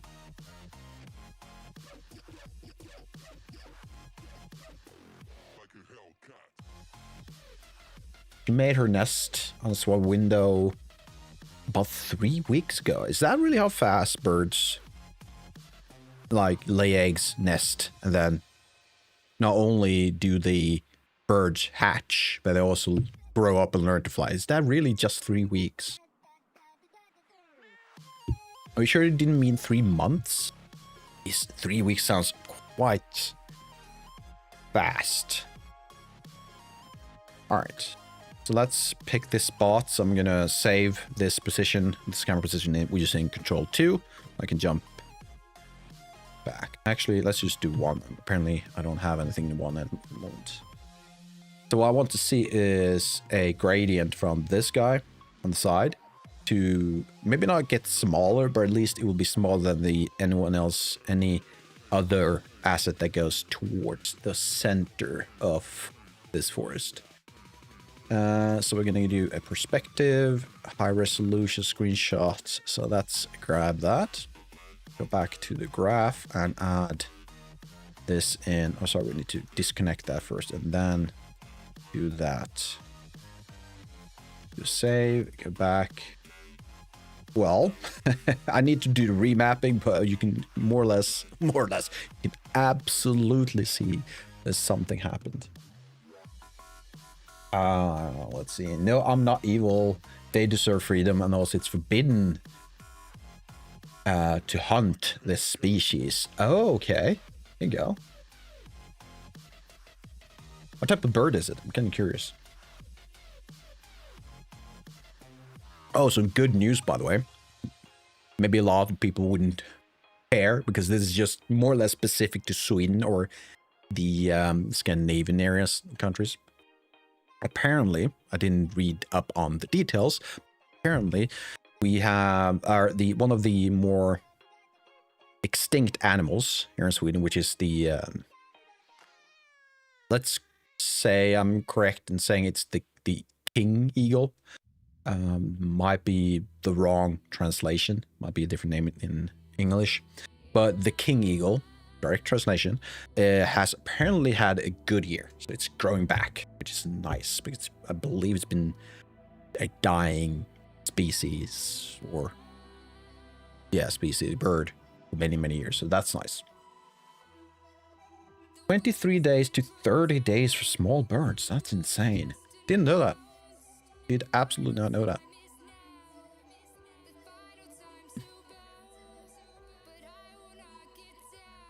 All right, so should we? I don't think we need to, but let's compare. Let's compare screenshots or images. I think I can just do this. So before and after. Before, after. So straight away, without even trying, we've already made the... Without adjusting the range, we've already made something visually more interesting. You want to ask a friend again? That's all up on you, Mohammed. It's all up on you. All up on you. All on you. Yeah.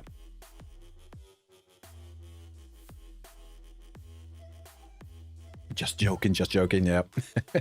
A good one. Okay. So now we need to figure out how the actual hell this guy works. If I go to attributes, and the input source is still density. Let's have a look at density. It's still between 0.951 and 0.3. Instead of those values, I'd rather have maybe 0.8 to 0.12. The input range is between blah, blah, blah. So output range, what if we do this? What if we do that?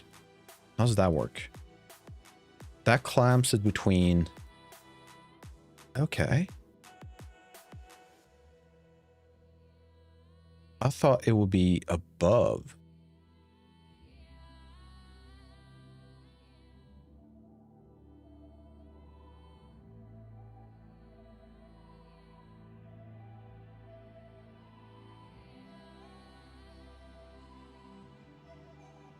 Do I need to figure out how this guy works? What if I do this?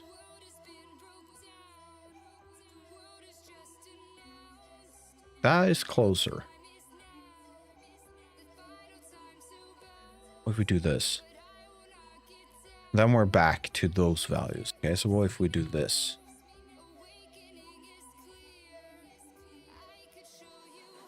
So 0.9 is not what I want. If I do clamp again, we're then back to within 0 to 1. Maybe 0 to 1 space is what I want. We do this. I'd like more control though. Because this is not enough control.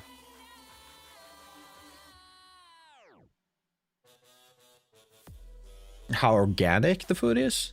I mean, we have really strict rules on those types of things. Yeah.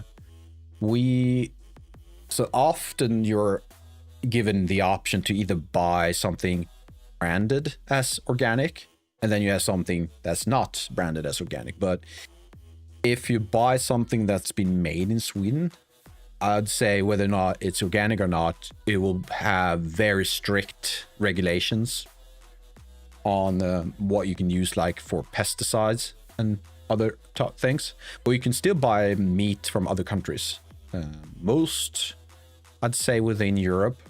But there are other countries you can buy from. But there's a habit or a belief here in Sweden that you do not want to buy meat, for example, outside of Sweden.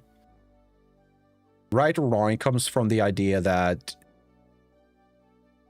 we are stricter when it comes to what the cattle can experience or what they allow to. They need certain very strict rules for the cattle and the meat you can sell. So Swedish meat tends to, as far as I know, I might be wrong, it tends to have higher minimum quality. I think that might be the wrong way to say it, but I think closer to reality, close to the truth. Yeah. But yeah, organic stuff, we do have quite a bit.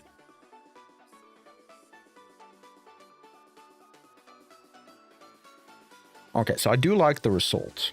What I'm not super fond of is the way it's clamping. Maybe that's a different, maybe attribute remap is wrong. Maybe there is a clamp. Is there a clamp? There is a clamp. So what if we try that instead?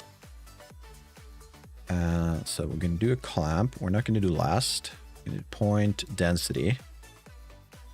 And the bare minimum I want to decrease is 0.8. And the maximum I want to increase is 0.2. Turn that off. And input that one. How does that look? Yeah, I feel like that there's more control. We can also go back to this guy. So let's remove the remap. We don't need that.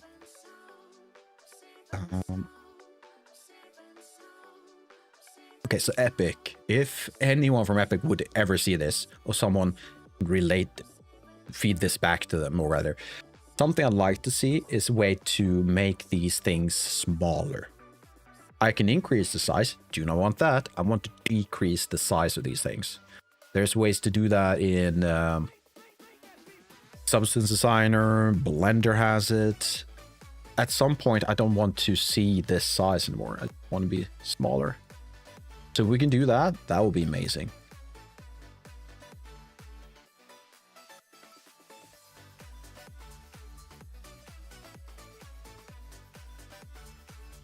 Let's expose these parameters. Can I do that? I do this. How do I do that again? There's a way, I'm pretty sure.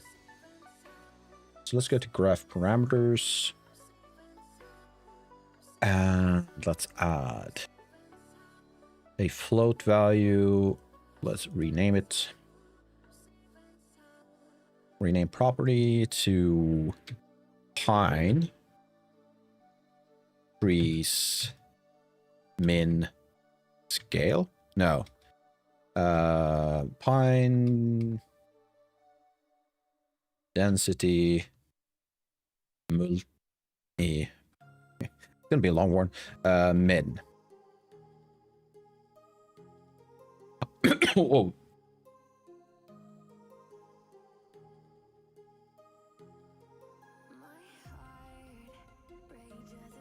Sorry, I panicked.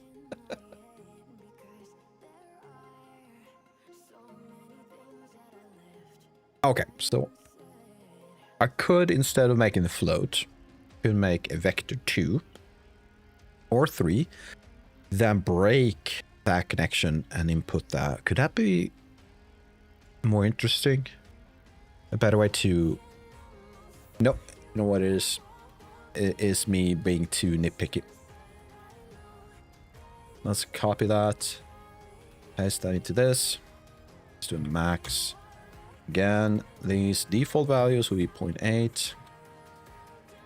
0.2. Can I do anything else? Can I category? I can put them in a category. Pine trees. Let's do that. There we go. Can I drag and drop? I cannot. So I need to do this. Oh, I need to spell it each time. Okay.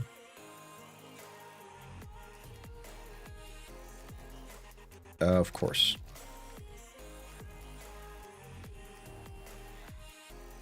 No?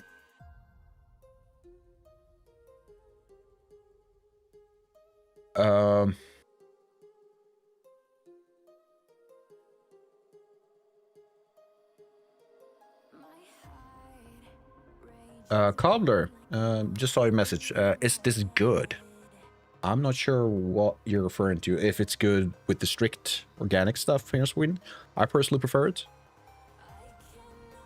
The dinner's ready. Well, go and have your dinner.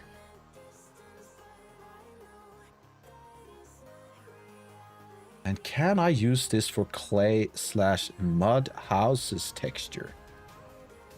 Ooh, now I'm confused. You're gonna have to give me more context, Color. I might have missed something. So why is it that these do not follow or fall into the same category? Have I misspelled something? Yes, I have. This guy is absolutely off with a few, at least one letter. There we go. So now, what I can do is I can click this guy. Where are you? Forest, there you are. And slow go down. I have pine trees. I can expose these. And hopefully, if I do this, let's just go nuts. You know what? Let's just go nuts. I might have to do this though, and then that isn't working. It's not, because I haven't connected it. Of course, it's a minimum.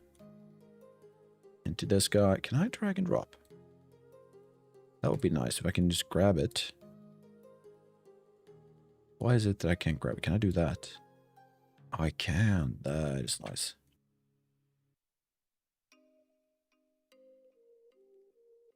You shared a link. Sorry, it doesn't show up in my new layout. So let me have a look. Oh, right. That makes no sense. So every now and then YouTube does this thing where it just shows me a big monkey instead of chat. Like, I'm serious. That's what it does. I'll show you. I got this. This is what it shows me. So this is chat to me outside of OBS, and OBS doesn't show links, but I might be able to add that as a setting. Can I potentially do that? I need to. No. What's the wrong one? What's the wrong one? Okay. So sorry, Cobbler. Did you share it in Discord or something? Because I might be able to see it in Discord. I will climb to the rock on top of the hill and have my dinner there. That sounds nice. Blah blah blah, and have my dinner so I can enjoy the view of the city, the horizon, and the stream. Dude, you're living good life. You can send on Discord, please do. Because I'm curious what it is you're referring to.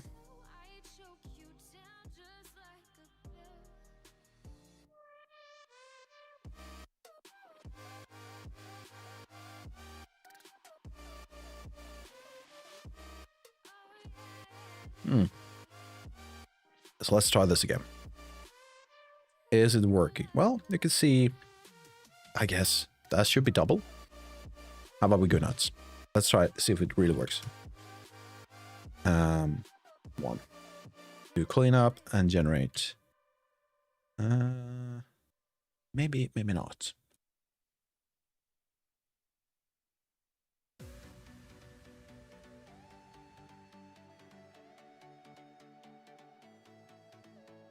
Let's see. So I can see your link now, Cobbler. Let's give me just half a second. So, oh, not that one.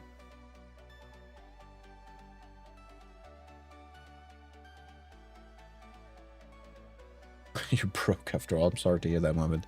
But you seem to be enjoying yourself a fair bit.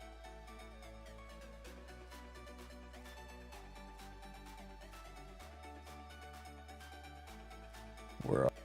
Nope, that's not the one.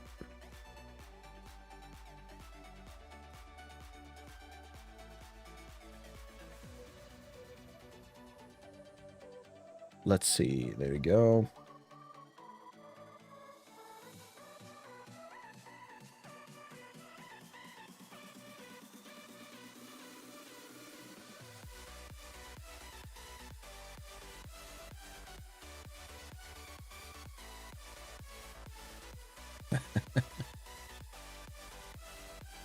Again, why is it doing that? Stop doing that. I'm sorry, I'm talking to myself. Okay, so Cobbler, I got your video. Actually, we could probably show it and react over it. No sound though. So what is it that your question again? You want to know? Can you use this for clay mud houses texture? I'm guessing you're mostly referring to the tiling, is it?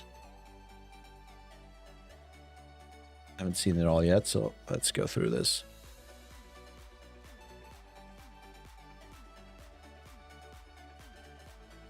I mean, if you're going to do it on props, which will be houses and things like that, then you wouldn't be using landscape coordinates, but you were using the text coord, regular one. I'm guessing you're specifically asking about this, the texture variation node, or is this another word for it's like a bomb? No, so the method is called UV bombing or texture bombing, I think. I believe that's an NVIDIA thing. Texture variation, which means that it will, based on certain attributes, values, will randomly rotate a tileable texture and then combine it back, or blend it in a way that feels like you are not looking at a repeatable pattern. And you can absolutely, I'd say, use this for regular props There's other methods though. You can try, depending on the size of a hut, you could try just adding other props to it to kind of cover up repeating patterns. You can also try to use UV mapping to kind of cut at specific angles or move around. Since it's a tileable pattern, you don't have to stay within the UV 0 to 1 space. You can move around a bit, which will not remove the repeating patterns, but it might help break it up a bit. Other than that, sure. It is a bit more expensive though. One of the steps need nanite? You sure? I mean, this texture variation node doesn't need nanite, by the way. I've used it in non-nanite assets before. Or are you referring to something like deformation? Is it deforming the area at some point? Landscape function. Did he create a function from this? He might have. Material landscape. I'm not sure which section needs nanite.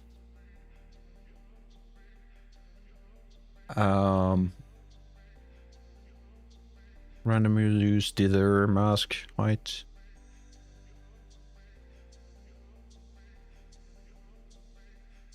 So which, if you could point me to like a more like a timestamp cobbler to which section seems to be need nanite, then maybe I can have a look at it. I don't think you do, but maybe he's doing something I can't really. I haven't seen the entire video, so I might have missed something.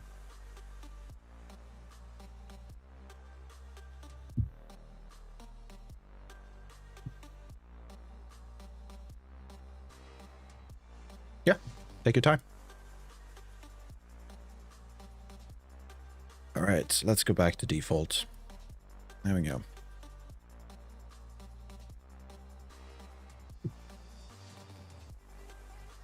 Actually, 0.7 seems nice. Just increase this to 0.4.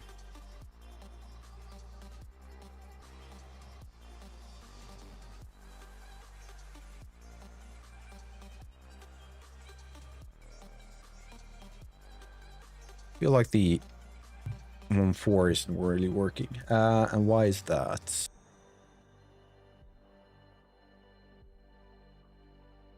There's a clamp between those values. Wait.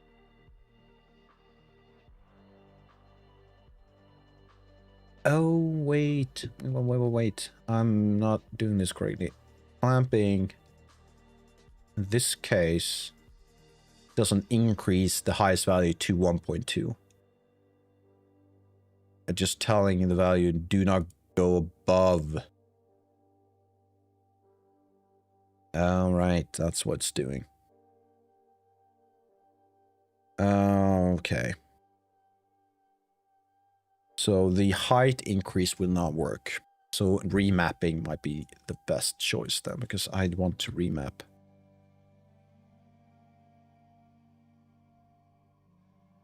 And I want to do with this.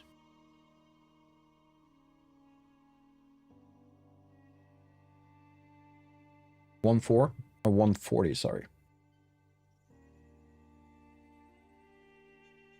So I'm going to turn that off just in case I don't accidentally open Discord on main.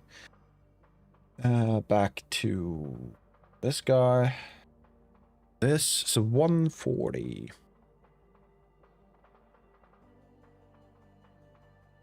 Let's stop right there.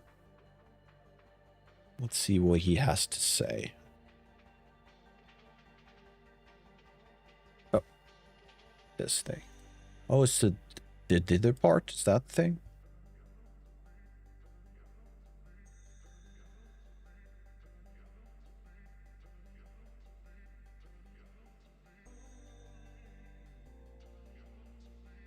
Oh, okay, yeah. Really? I feel like you could get away adjusting some of the other values like variation scale, variation level, and things like that without the dither thing. I'm pretty sure I've used this node before in the past and it's worked out fine.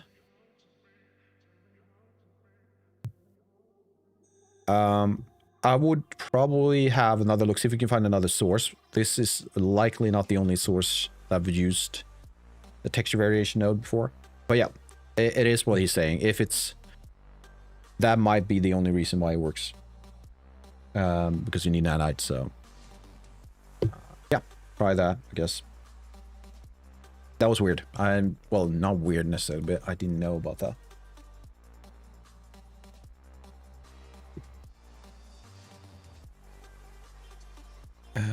So let's do this. Hit that thing. So the outrange, we should do min... No, sorry. Outrange min, outrange max. If checked, outside values will be climbed between 0 and 1. How about we do that?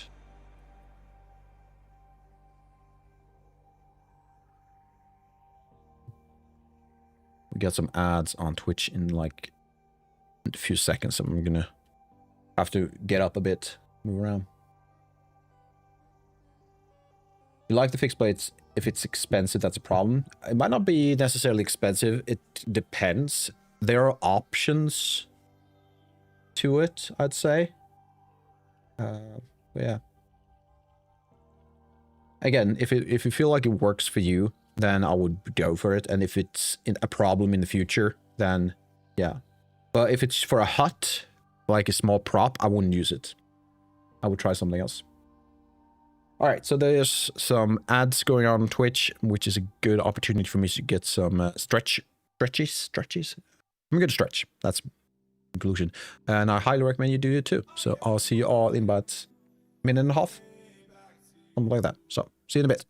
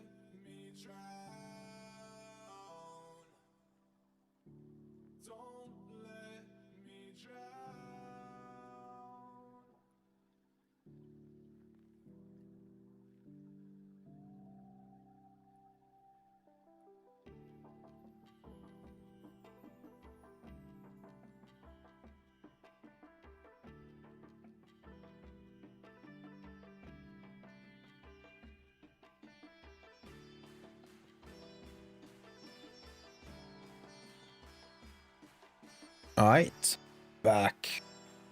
I see the ads are done. Is this getting through?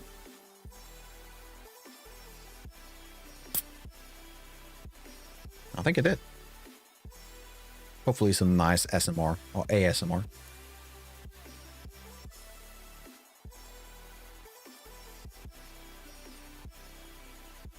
Oh, so hopefully, now that I'm remapping rather than clamping, if I go to extreme values, like so, and then,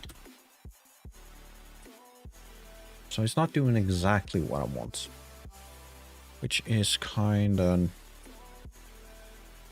annoying.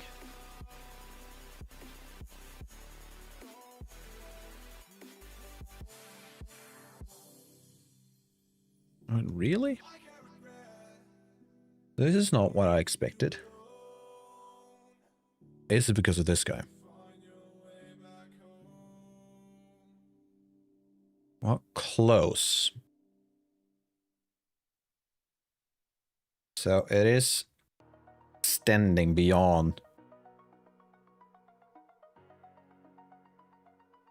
what's not doing what I don't like. Is that this value doesn't seem to work the way I expect it. Or maybe it is.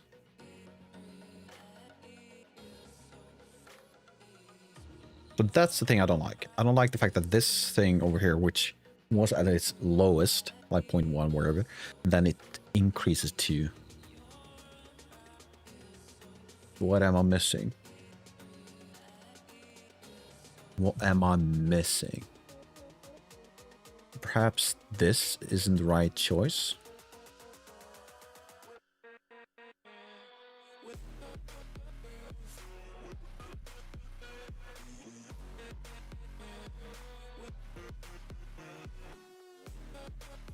Let's see. The density, it's 0.3, 0.95.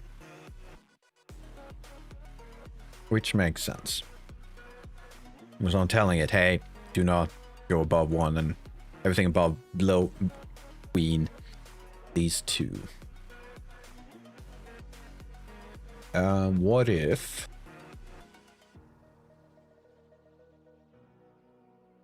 What if we do that? It's not gonna do that, though.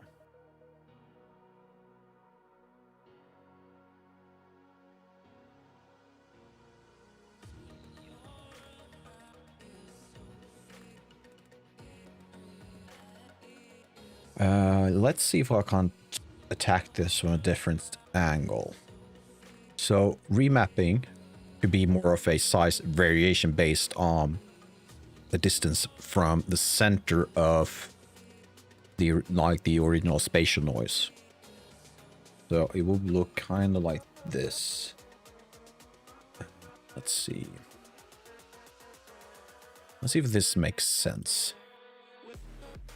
So we do have a pattern of noise that looks, let's give it something like this. And at the center we have 1, and at the edge we have, I mean, from originally we have 0.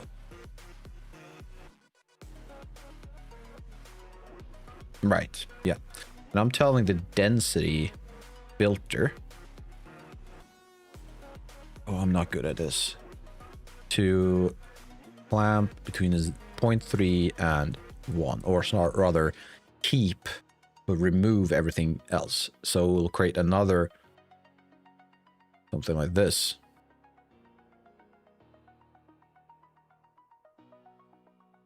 Yeah.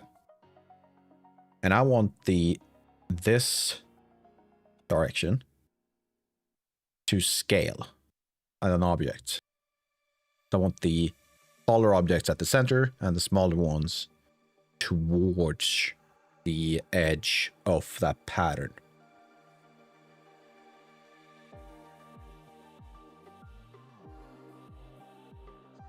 So do I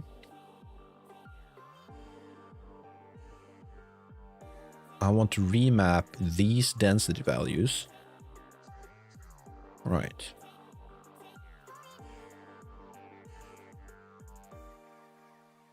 That's what I want. Maybe that's the mistake I'm doing, because I'm telling it currently to do 0 to 1, Well, it's 0.3 to 1.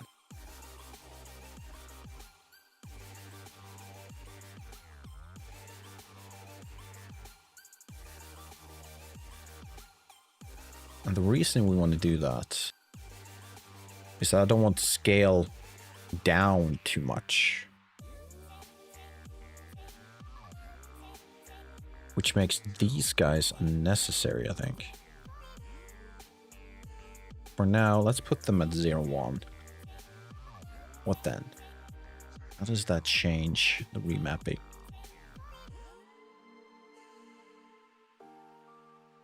I might have to do this.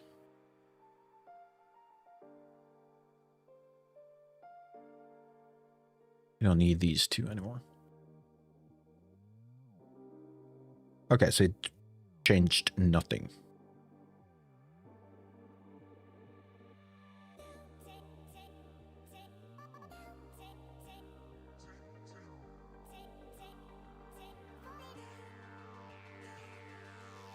My idea is this then.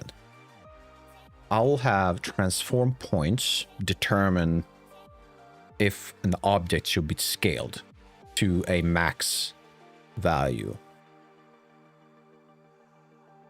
But the density would just tell it, hey, the further from the center you go towards the border of my mask, or the density spatial attribute, or spatial noise, sorry, then downscale. So a uniform scale, or randomized but uniform, but this one tells kind of, okay.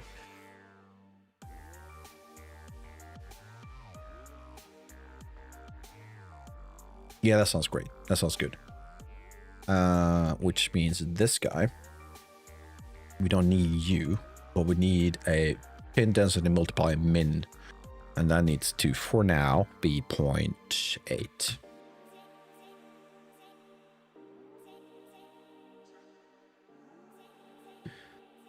And do that.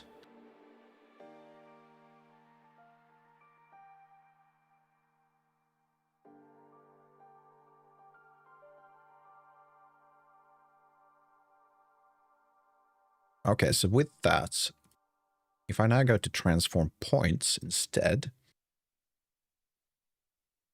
and tell it, hey, let's make these max 4. Right now they're randomized, I think, which I don't want randomized. No, it's not randomized. It's actually, is it? No, I think it's randomized. But how does that look?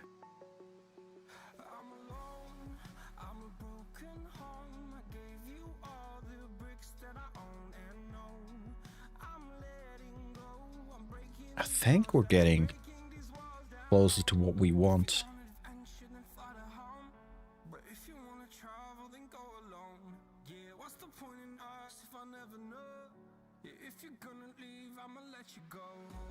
If anything, I feel like it's definitely a step in the right direction, right?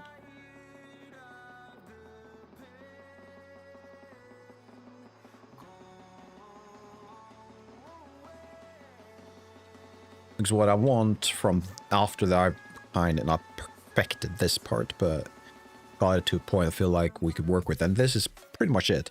Then as we get closer to the edge, I also want to introduce more fir trees, which is the smaller variant, or smaller trees. And in between, we also want the fir trees. So I need to kind of look at that.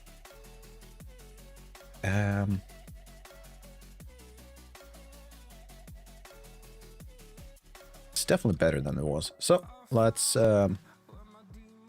lower this thing down again. And we're also going to introduce another variable. Question is, should we make it a vector or a float? By vector, I could potentially control in the future, like various axes, make them slightly different. I don't know if I want that. Do you think I prefer single unit? but it would be easier. I don't have to introduce more nodes because I need to create the vector in order to get this to work. Because if we look at this guy, what I want to is to put in a exposed variable to these two, scale max, scale min. They are vectors. So either I create a float, then make a vector 3 from those and put that in, or I start out with a vector 3 and put that in. And yeah, I think we're just gonna go with the vector 3 just to keep it simple or less complicated. I don't like the fact that I can't pick.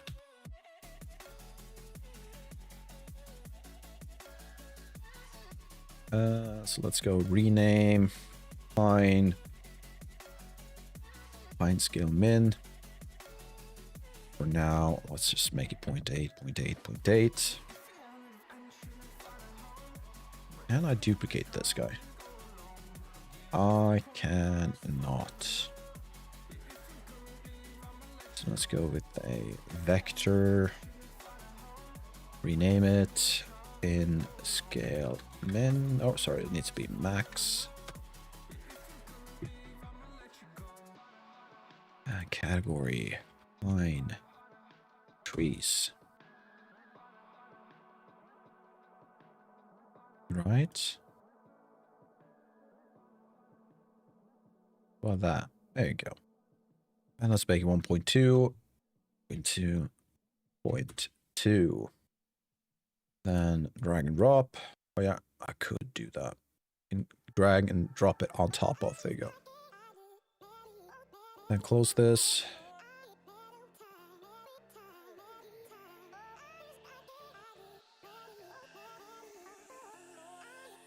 I think this is a better system than we had. That goes down. If I wanted to, I could go check this. And let's make this 0.15, 0.15, 0.15. Yeah, awesome.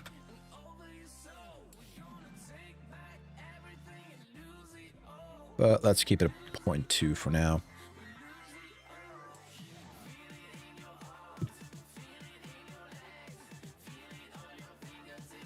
All right. Next.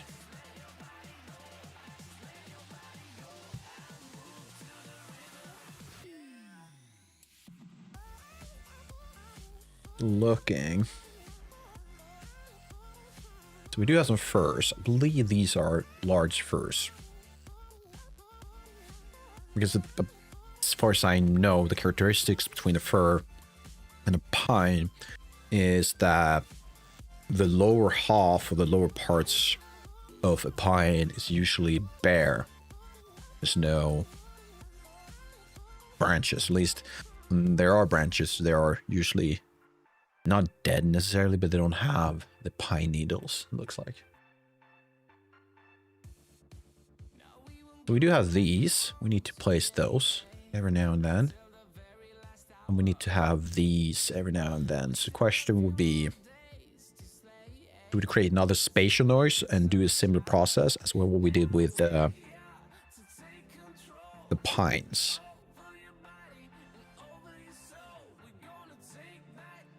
Is there any other?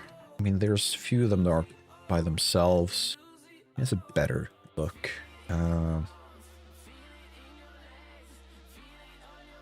Is this a game?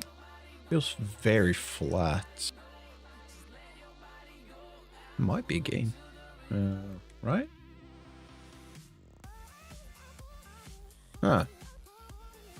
Quite gamey. There's a flag in the middle of everything.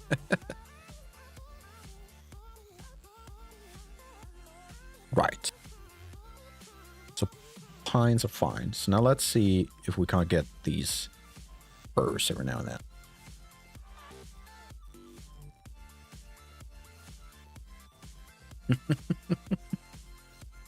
Don't worry about it.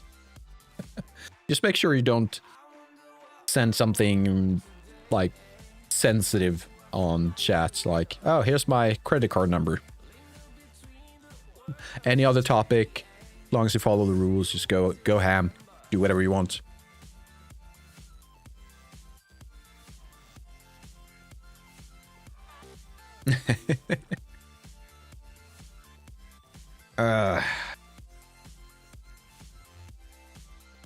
Having indecisions. Trying to figure out this. So there seems to be that they are clustering together to some extent. Yeah, in all these images, you always have first fairly close, some rare like pop things. Actually, you have right there. So we want to repeat the process, but we all want to increase number of points. Because I want to create smaller pockets of these noise islands we had for the pine trees.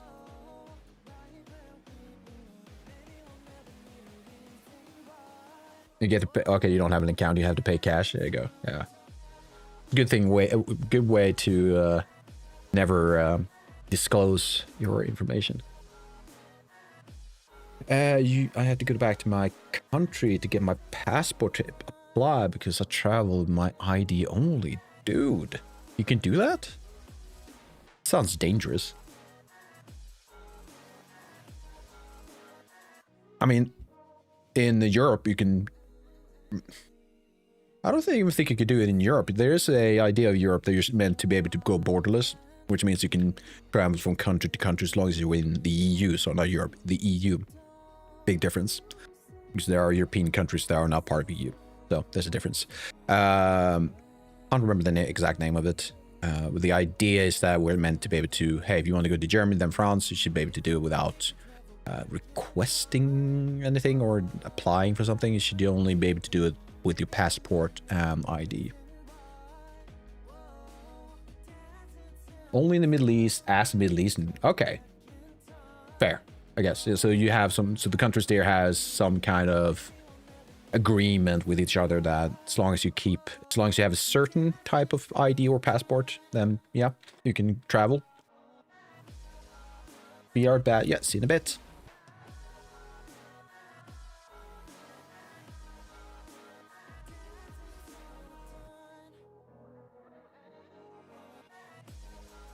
All right, so let's tackle the furs.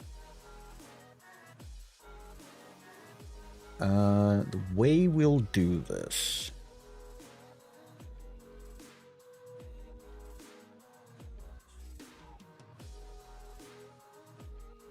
The way we will do this.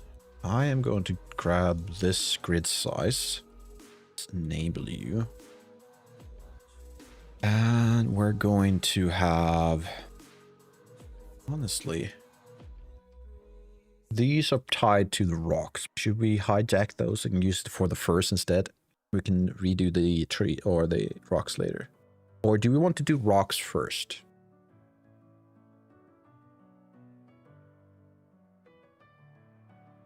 Making games is hard. It's all of these tiny decisions.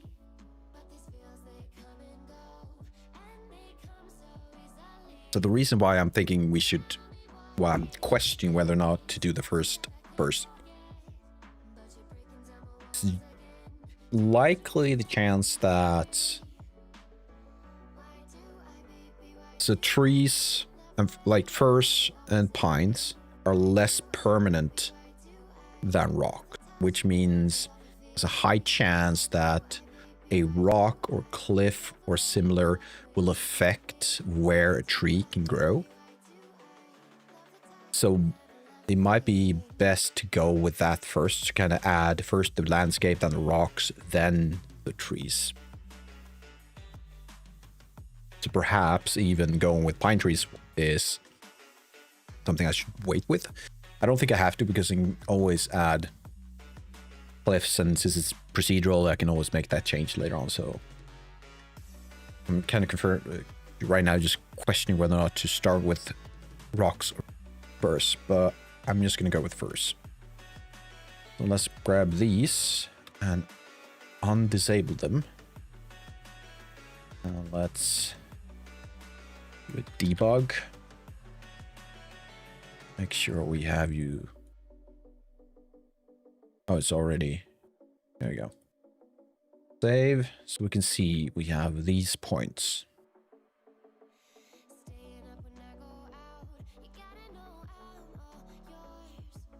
I'm thinking we should probably increase them ever so slightly. Maybe not. The distance between these are fairly good. We could try just a bit more.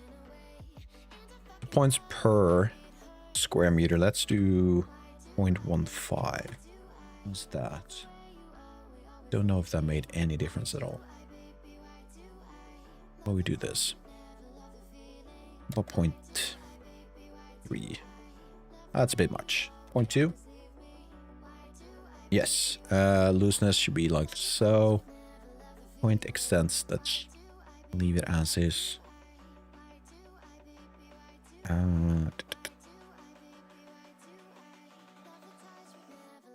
Yeah.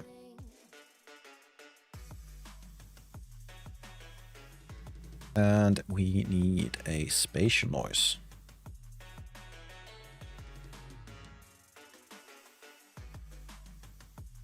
So this part. Oh, I can do that. I didn't know about that. There you go. It's good to know. We're also going to hide these temporarily.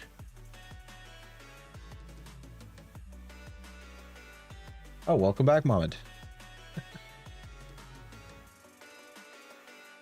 So, let's look from the top. How's that look? Let's hide landscape for now. So this is what it looked like for the pines. That's not what we want. We want even smaller islands. Kind of maybe keep an island consisting of up to 10 points.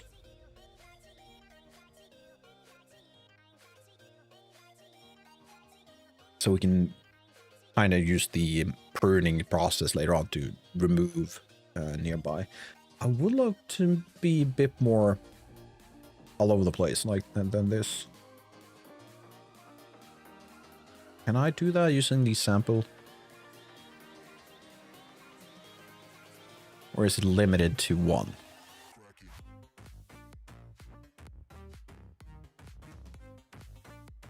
Because if I do this, nothing happens, yeah. And if I do that, then you can see it's perfectly dead on. I mean, I could potentially use the transform point. I will be careful with that though, because it might introduce points being shoved below the ground, which I really don't want. So perhaps, how about that? I guess I can live with this. How about we do that?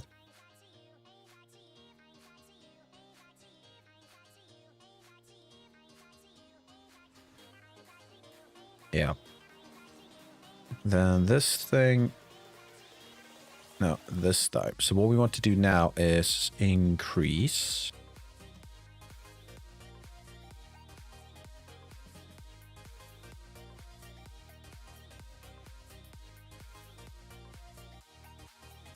I'm thinking, how the hell did we do that again? Transform? Yeah, transform. That's what we want to do. We want to go to transform. And we want to... How about we go nuts? How about 10s? That's better. I do want to do this.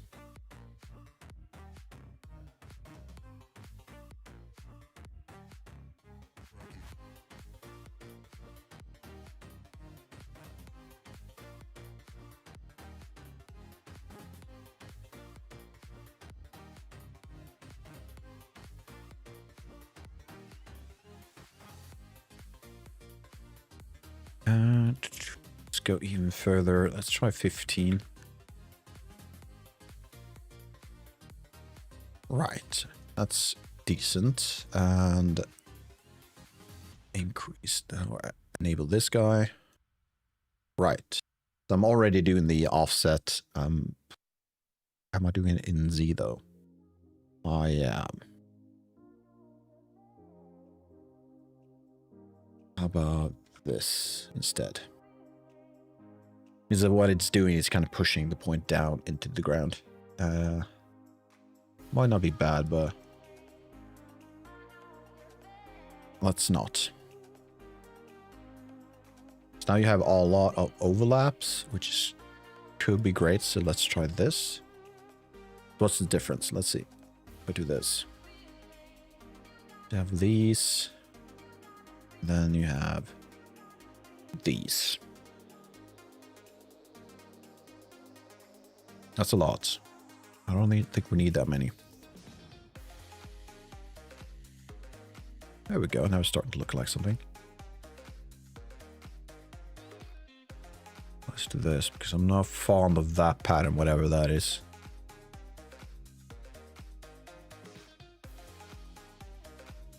Can I remove more?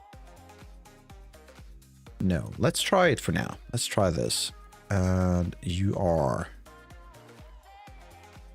If I'm not mistaken, this is taken from this part, right?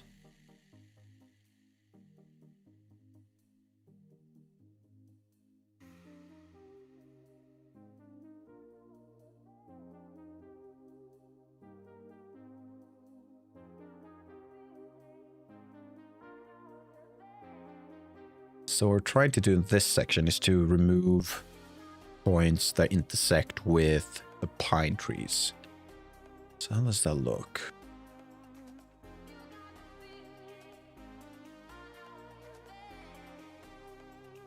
What's the difference?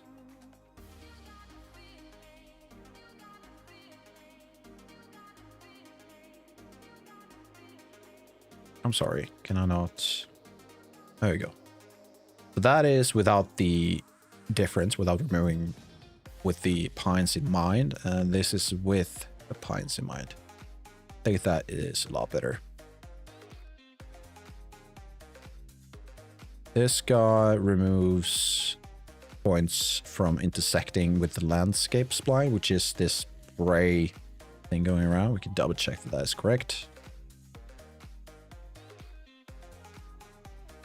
Yeah, you saw a few of them disappear there. And the reason is likely due to this guy being quite sizable. It doesn't show up. All right, fair enough. And this is path spline points, which means that everything that intersects with the path, that there's a spline going around here somewhere. There you go, the blue line. So we should be seeing this down here. And maybe even these two disappear. So if I do this and remove this part, yeah, now you can see those are gone. So far, so good. And this is exclusion zone. Right, that will be the red one. So what we should see is these two in the middle of the red spline disappear if we do this. There you go. Awesome. And finally, that we don't need. That we don't need. This we need to update. Because it only has... Oh, it is spawning rocks. We need to change that. So how about this? Let's go with the large one. Large number one. And medium number one. I think that will work.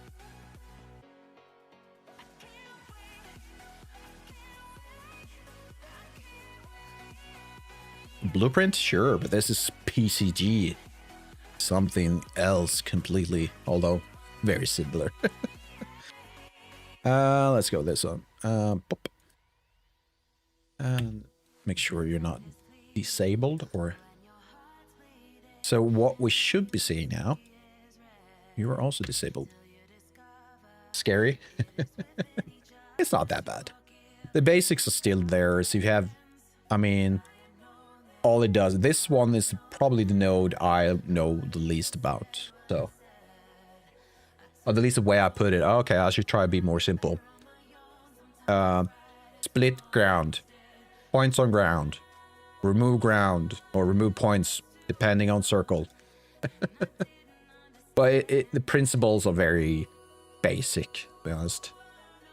But if you're curious, sure, I would love to tell you more about it, but I know that it might be difficult to follow along purely based on what I'm doing right now. All right, so let's do that. This. Oh, and this. There we go.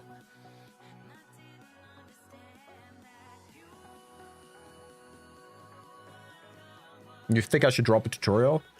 I need to do a bit more investigation myself first. There's a lot of stuff I can't answer. So yeah. But look at this. All of the LEDs are off.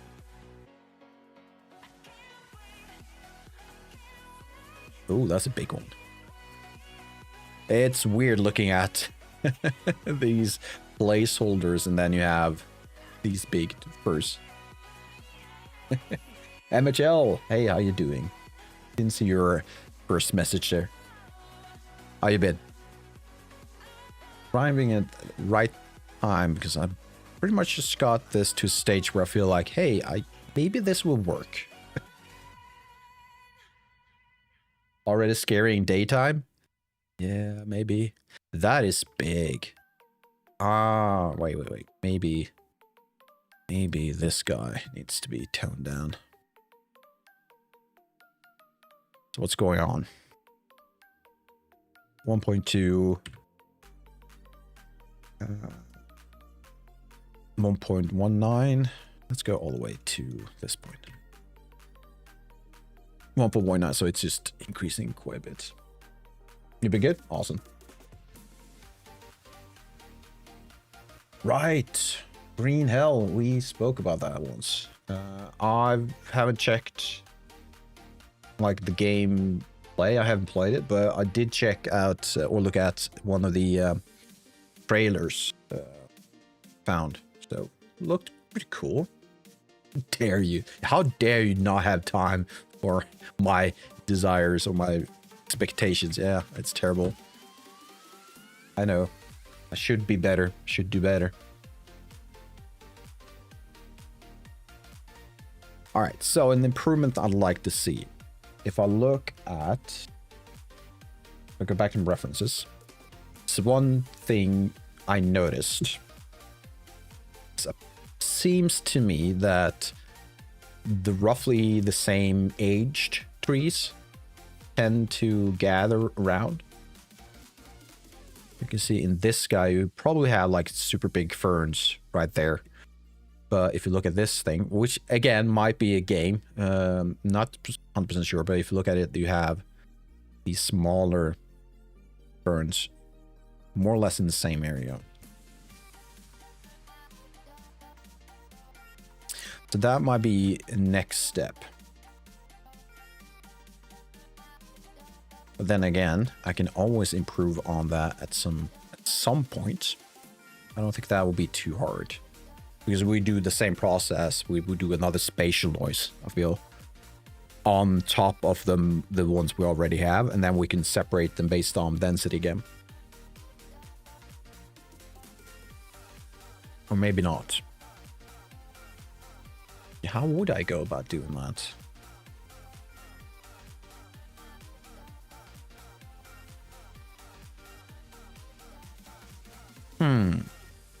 It needs a bit of a think. Also on the road? There shouldn't be any on the road, or referring to, oh, you want something spawned on top of the road, or?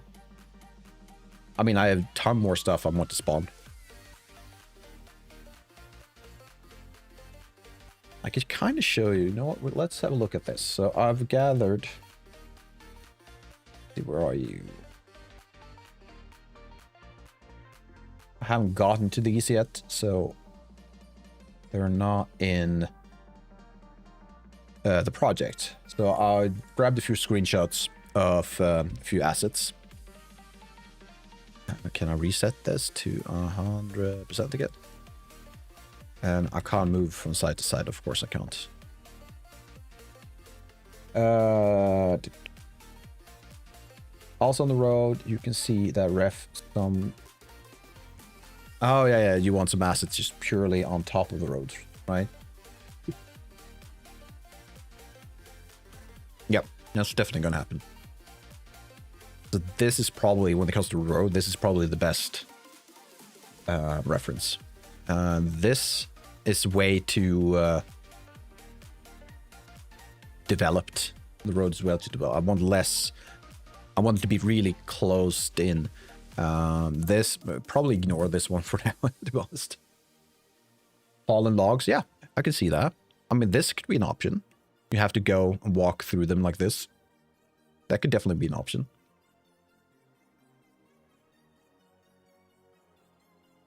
I definitely want to add something like this. So one thing I have yet figured out how to fix. That is something that players will do 100% of the time, or at least it will happen, is that they will see the road that I told them, like, hey, this is a road, walk it. And they were like, oh, what's over here? Oh, that's forest and it's dark. I want to go there. Yeah. Like, no, you're meant to follow the road. But yeah, that's definitely going to happen. And this is probably how dark I want it to be, by the way. I love those parts of forest walks where you can jump from rock to rock. Yeah. Yeah, well, actually, to be honest, I don't want to have platforming. I don't want to have platforming. But definitely add some visual interest by like having people be able to walk between these at least. What time is it, Molly? Oh, time flies. Let's see. And of course, there's so much more to add. I want some of these smaller bushes, or what do you want to call them? I'll not show you this entire thing. I do this. What if I do that? There we go. Now it's happening. Okay, so it's such a small image. So this is one of the rocks I'm gonna add.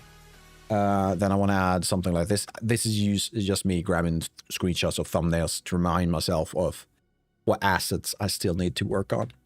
I have this guy, but I want to replace all the moss with some kind of snow texture. You really need platforming. But just to break up the monotony of walking.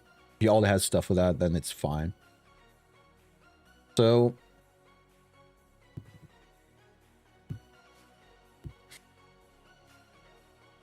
when it comes to jumping, I've so far categorized that into mechanics that gives the player some kind of do you have small screenshots? No, I do not. The categorize jumping into, I wouldn't call it necessarily empowerment, but it gives the player more options to do stuff, which means they might be able to do stuff that gives them more. The pure idea of giving the player options could increase their feeling of safety, if that makes sense. And that's what I want to avoid. I want to avoid the idea of you being safe by giving you options and tools. The fewer tools you have, the less secure you will feel, I believe. So that's also the idea of perhaps not even allowing the player to run. But I'm still debating that one. It feels weird not to be able to run. But you might not be able to run fast. So harsh, yeah. Well, so how many games? I mean, there are quite a lot of horror games that allows you to do these things. But I'm thinking back to Amnesia, the first Amnesia. I think the only thing you could do was, apart from picking up stuff and interacting with the world, but I think the only two movements you could do was walk, run, and jump, I think. A straight nightmare. That's pretty good, yeah. I mean, so, I mean, sure, I might be considering giving you the option of running, but it also, you're in a dense forest, you're surrounded by snow, So you're not going to be able to run fast. And also, I still need to figure out what to do with danger. I haven't solved that yet. I have a general, very shallow idea of how I want to do like threats in the game. Right now, I want to focus on atmosphere and the feeling of you're being like you don't have options when it comes to avoiding danger. Like if you're being hunted by something, you're dead. Bless. I don't know. Says only 2 movements in the proceeds list 3. Well, the third one was dad jumping. That was that. Did I say it only has 2 movements? Or referring to my idea of, I don't know. Either way. Notes on tree. So that is also something I need to solve. How to guide the player. If they decide to leave the path, which some will, how do I guide them back when they feel like they need to, when they want to go back? And also, how do I tell them to keep moving along the path? Notes on trees. I haven't thought of that, but it's not a bad idea. I'll keep that in mind. You said the only 2 movements were walking, running, and jump. Oh, did I? Well, that makes it 3. But okay, so let's say it like this. Let's put it like this. At this stage, I'm only considering walking and potentially running. But if necessary, I'm also willing to add jumping if it adds more to the game. No, don't do that. That's Slenderman. Well, I'm not talking about gathering notes. More like, hey, if you see this note, you're probably already standing on the road. Or, I don't know, something along those lines. Just something extra to guide people. I don't know. Perhaps. Or maybe it should be a sign, like a wooden sign or something. That could be an option. Just to help out, just that extra little bit. Still keep it, like, I don't know. I'm also considering once you get to a certain distance away from the road, you'll eventually gradually increase the steepness of, like, as if you're in a valley or somehow. And eventually you'll hit the stone wall, so you have to turn around, and that stone wall could also guide you somehow back to the roads. Freely add markers on trees. I feel like that would... And also, okay, so first of all, if you add, let's say you add a marker to a tree of the thousands or at least hundreds of trees that are in the forest, you would need to have those markers be quite gamified, if that makes sense. They either need to show up when you're nearby, or you have some type of HUD telling you in that direction there's marker 1 or 2. That might break the immersion, I feel. I'd like to keep it as ungamified as possible. Some I won't be able to avoid, but keep it more... I wouldn't say simulation, that's not the right word I'm looking for. But yeah, perhaps maybe something like tie some kind of ribbon around the tree. But you're not meant to be in the forest for super long. Maybe cloth can help. Yeah, exactly. We're thinking alike. But I'm thinking perhaps the initial forest walk, 5 minutes tops, if not even that much. Because I do want them to get to the area where, so if we go back a bit, so I did have this, well actually now I need to fix this because this exclusion zone isn't working apparently. So I did have this exclusion zone where they're meant to be nothing, like when it comes to trees and things like that, and have a cabin in this area. And also this map is just a test map for now. It's just a proof of concept. So all of these things will eventually be completely torn down and redone. But for now, I would like to have this area be an area for a cabin, or 3 cabins probably, like a workshop, a regular cabin, or I don't know. I do have some ideas on that too. But for now, I'm just working on building up the atmosphere, the world itself. Or at least the forest environment.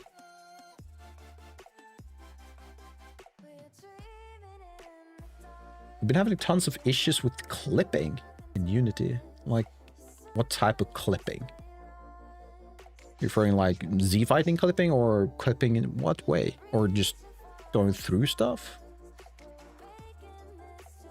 It might be, there are some common 3D environment or 3D modeling issues that comes through, yeah, that all engines in some capacity have in common. The player can clip slightly into walls. Okay, I will then assume they are grounded, can jump again. Oh, it's 2D. Okay. Yeah, that could suck, because that could be an exploit. I have honestly no idea how to fix it though. Sounds like far beyond my capabilities. So good luck. But I'm noticing, why is this not working?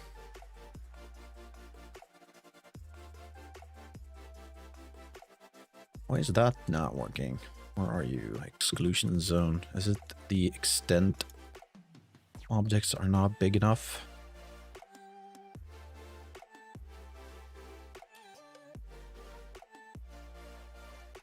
They might not be big enough, or it just needed an update. Oh, wait.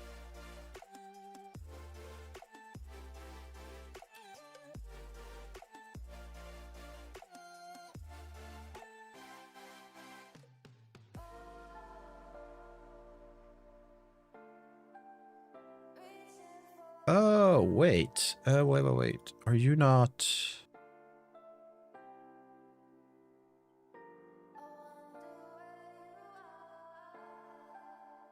There we go. Well, it's not unbounded anymore. Let's see. The ground checker will notice the wall and think it's running. I already read that one, didn't I? Yeah. So,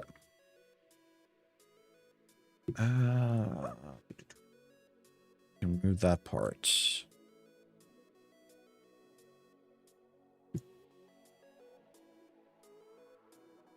Still got a minute and a half on Twitch ads.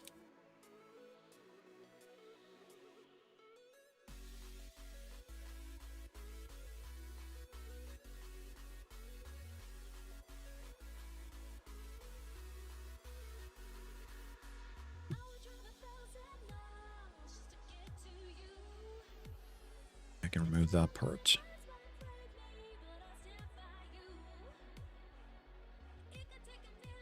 I probably should add some comments.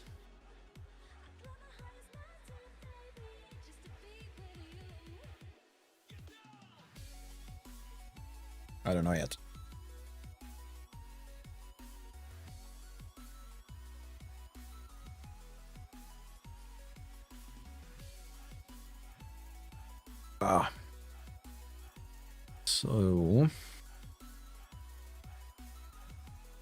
So this is pine, right?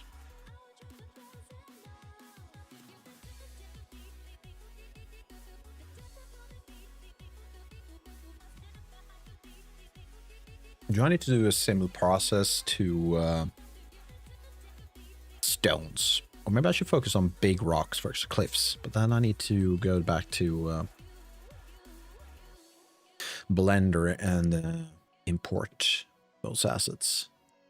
Right, so I was showing, so I'm thinking, so I do have other options. Like these roots, this could be nice. So welcome back, Twitch. You haven't missed much, if you were wondering. I'm just, in general, just talking. But yeah, there's a number of assets that I will want to add eventually. Sorry for the terrible images, though.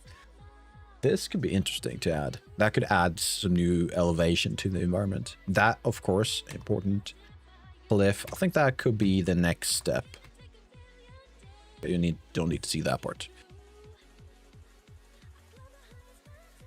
But that means I need to go back to Blender and export those because why do I need to do that again? Well, if anything, I can't. Maybe I can get away with not going to Blender, but I need to update the textures though. So the YouTube viewers are lucky not to see ads here. Yeah, it's quite different. Although that means that I get no cash though. Although the cash flow from ads are absolutely horrendous at this point, so who cares? Kind of funny, the idea of Twitch when it comes to being, is it affiliate? I believe it's called affiliate. That sure you get some income or some cash flow from ads, but the first check you'll get needs to go up to, I believe it's $50 or something along those lines. And I, after close to a year of streaming, has still not gotten my first check. So maybe the first like 3-4 months were on affiliate, so give it 8 months or something, 8-9 months, and I still haven't gathered the $50 to get my first check, so it takes some time.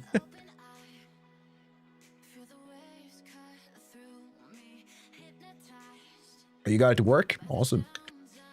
Just give it to someone else and they will break it somehow. That always happens.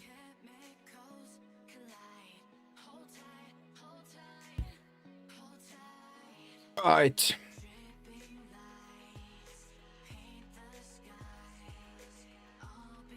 Yeah, it takes time, yeah. I think from what I've heard, listening to other streamers, like big streamers, it seems that when it comes to ad revenue, that is far from the biggest income.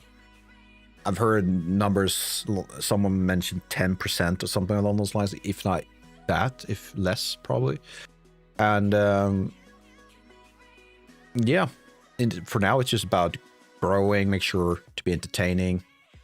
I mean, that goes hand in hand, right? If you're entertaining, you will grow. I've been focusing quite a lot more on YouTube stuff. Not as much because I prefer YouTube as a platform, more of because it's the discoverability on YouTube is, in my view, and as far as I can tell from others, quite a lot better. Well, not even quite a lot, like a lot better.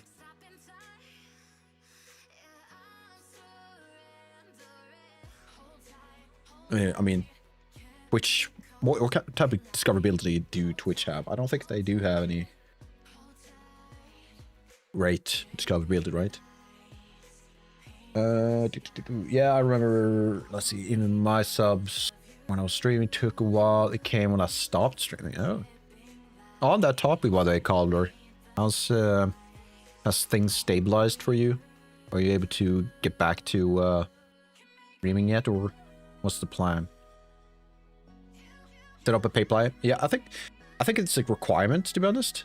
When you apply for affiliate, I think, if I remember correctly, you had to do something along those lines of setting up a PayPal, or depending on where you are, maybe you have access to a different type of service. I think you had to do something.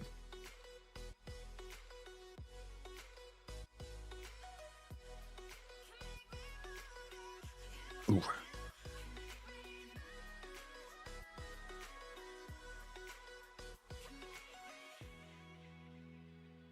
Is there anything in my notes about this? I think I've done most of the things I planned on for this stream. So for now, I can just kind of chill a bit.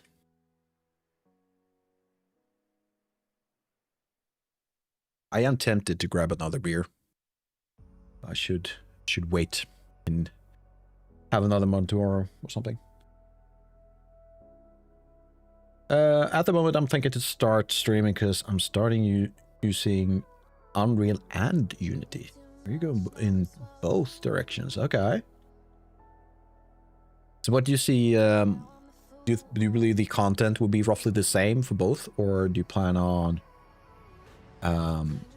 adding some variation to your streaming content, because I mean, you can do both Unity and Unreal can do the same type of games, right?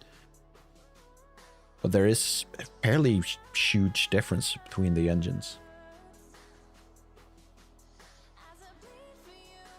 So you can see who can join and help while streaming. Okay.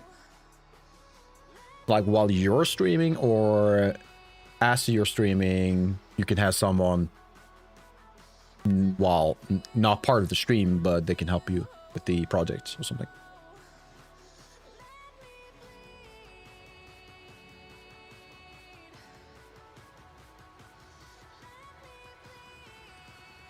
So yeah, honestly not sure, but I'm looking into environment design. Okay.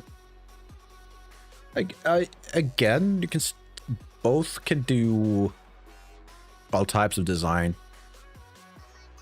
I'm not saying one is superior to the other. I prefer Unreal mostly due to I mean, that's what I've been working mostly with when it comes to professional life, my career. Most of the studios I worked for has been using Unreal, so that is where I built my tool set. Did use Unity at one place. Had one bad experience because there was one version of Unity, I believe was 2019.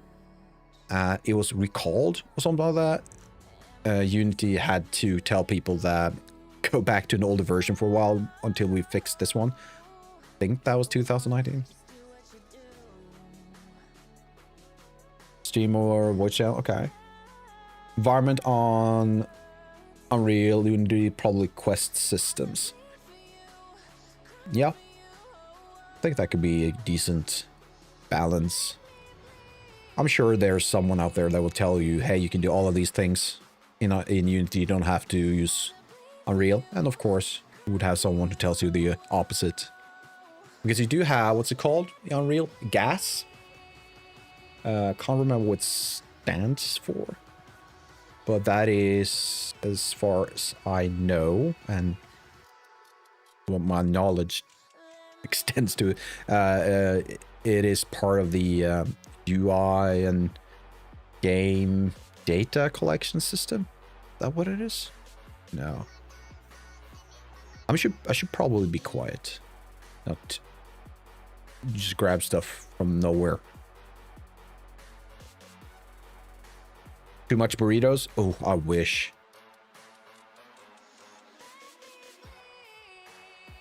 Green archway scenes.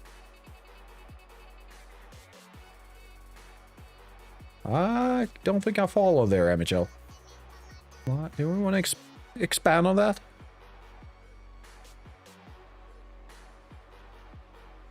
Oh, that's true. VR stuff. That's also. So, Epic has tried, or at least add some efforts into expanding the VR capability of the capabilities of Unreal when it comes to VR, right?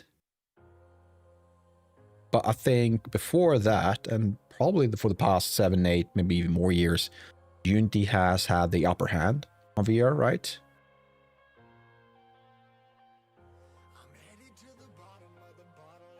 What? Green archway scenes? Gas? Yeah, probably right. No, actually, I'm gonna have a look.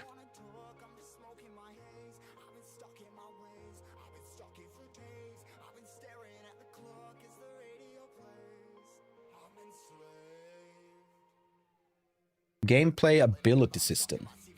That's what it stands for. So, the gameplay ability system is a framework for building attributes, abilities, and interactions that an actor can own and trigger. The system is designed to adapt to a wide variety of gameplay-driven projects such as role-playing games, RPGs, action-adventure games, and multiplayer online battle arenas, or MOBAs. There you go. told me something, but other than that, not much.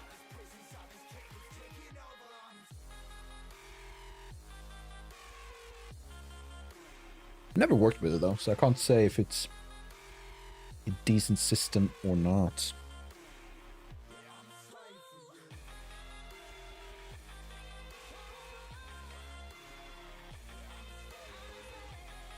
All right. As nice it is as having these chats, I think I need to end it here. It's been a somewhat longer stream than usual. We did get stuff done. We get a nice variation into a pine, so that is something for the future, which just to give you a heads up, I'm thinking that I can't find something decent on Fab when it comes to nice pine trees. So far, no luck on that part, but I have found parts of a pine or multiple pines. So I'm thinking we could probably use those textures and meshes to create our own stuff in either.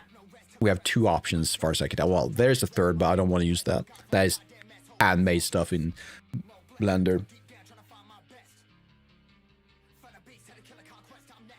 Sorry, the gas is from my drink. But the two options is we can either try out the beta, I think it's still beta at least, procedural foliage plugin or tool feature in Unreal. And then we can use the, I think the Megascan stuff is actually meant to be used by that. Or we can try Plant Factory. And I'm leaning more into learning Plant Factory than Unreal's plugin stuff or feature or built-in system. Mainly for one reason, that is I think the Plant Factory has been developed for longer, so it's more mature than the beta. Maybe in the future we'll know, who knows, maybe that will be Unreal stuff. We'll see. You'll be in Discord mostly. I'm gonna also try and be more active in Discord. Just a lot right now. Maybe, I don't know. Yeah, see you, MHL. By the way, did you check the Streambot channel? Yes, and I did give you an answer, and I think there's the thing that Meld is doing with the AI stuff could be really decent. I'm still part of me cringes or reels back when it comes to AI, but I do see there's some parts, some tools there could be really useful. And that Meld stuff, I don't think they had generative AI, which I like, but it seems like it could be something interesting.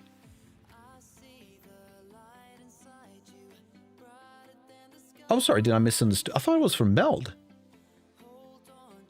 Really? I read...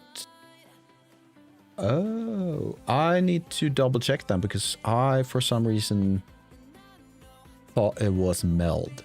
I know that Meld released an AI thing, but this is a plugin for OBS. Then I might have a look because there are a few things I can't do, such as a timer. I did ask, I think I made this very simple timer once. I remember having it on my starting screen.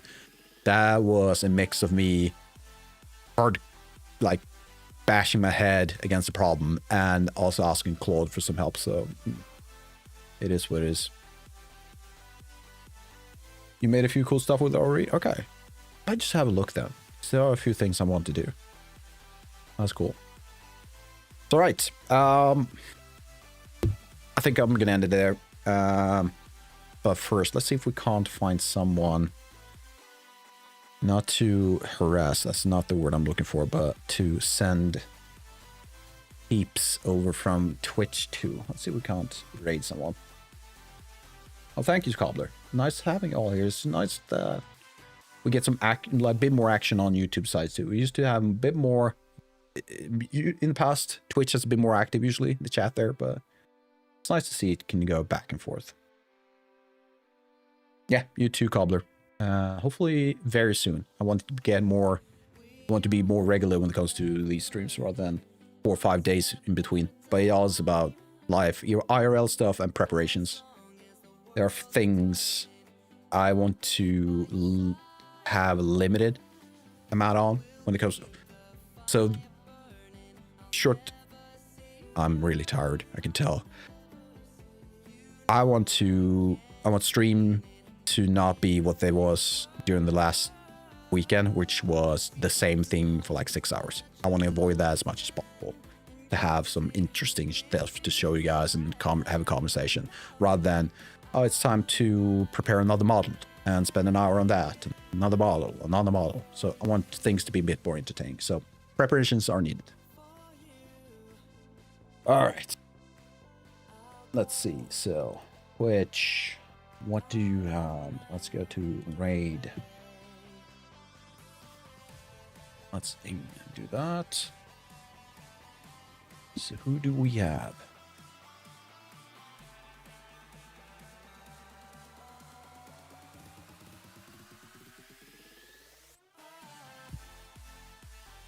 Is there anyone news and something interesting? Someone's working on an MMO. That sounds interesting, and they're in Unreal, so let's try that.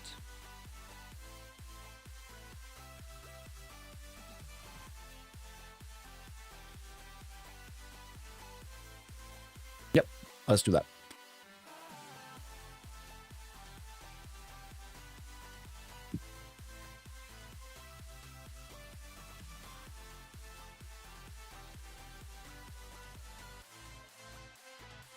Yeah, thank you all, Mohammed, Cobbler, MHL. Thank you all for showing up. And if you haven't yet, please consider just giving me a follow or subscribing on YouTube. It helps a lot. And I don't know. That's all I ask for. So we are done for today, and I'm going to press raid. So have a good day, everyone. And I'll see you on the next one.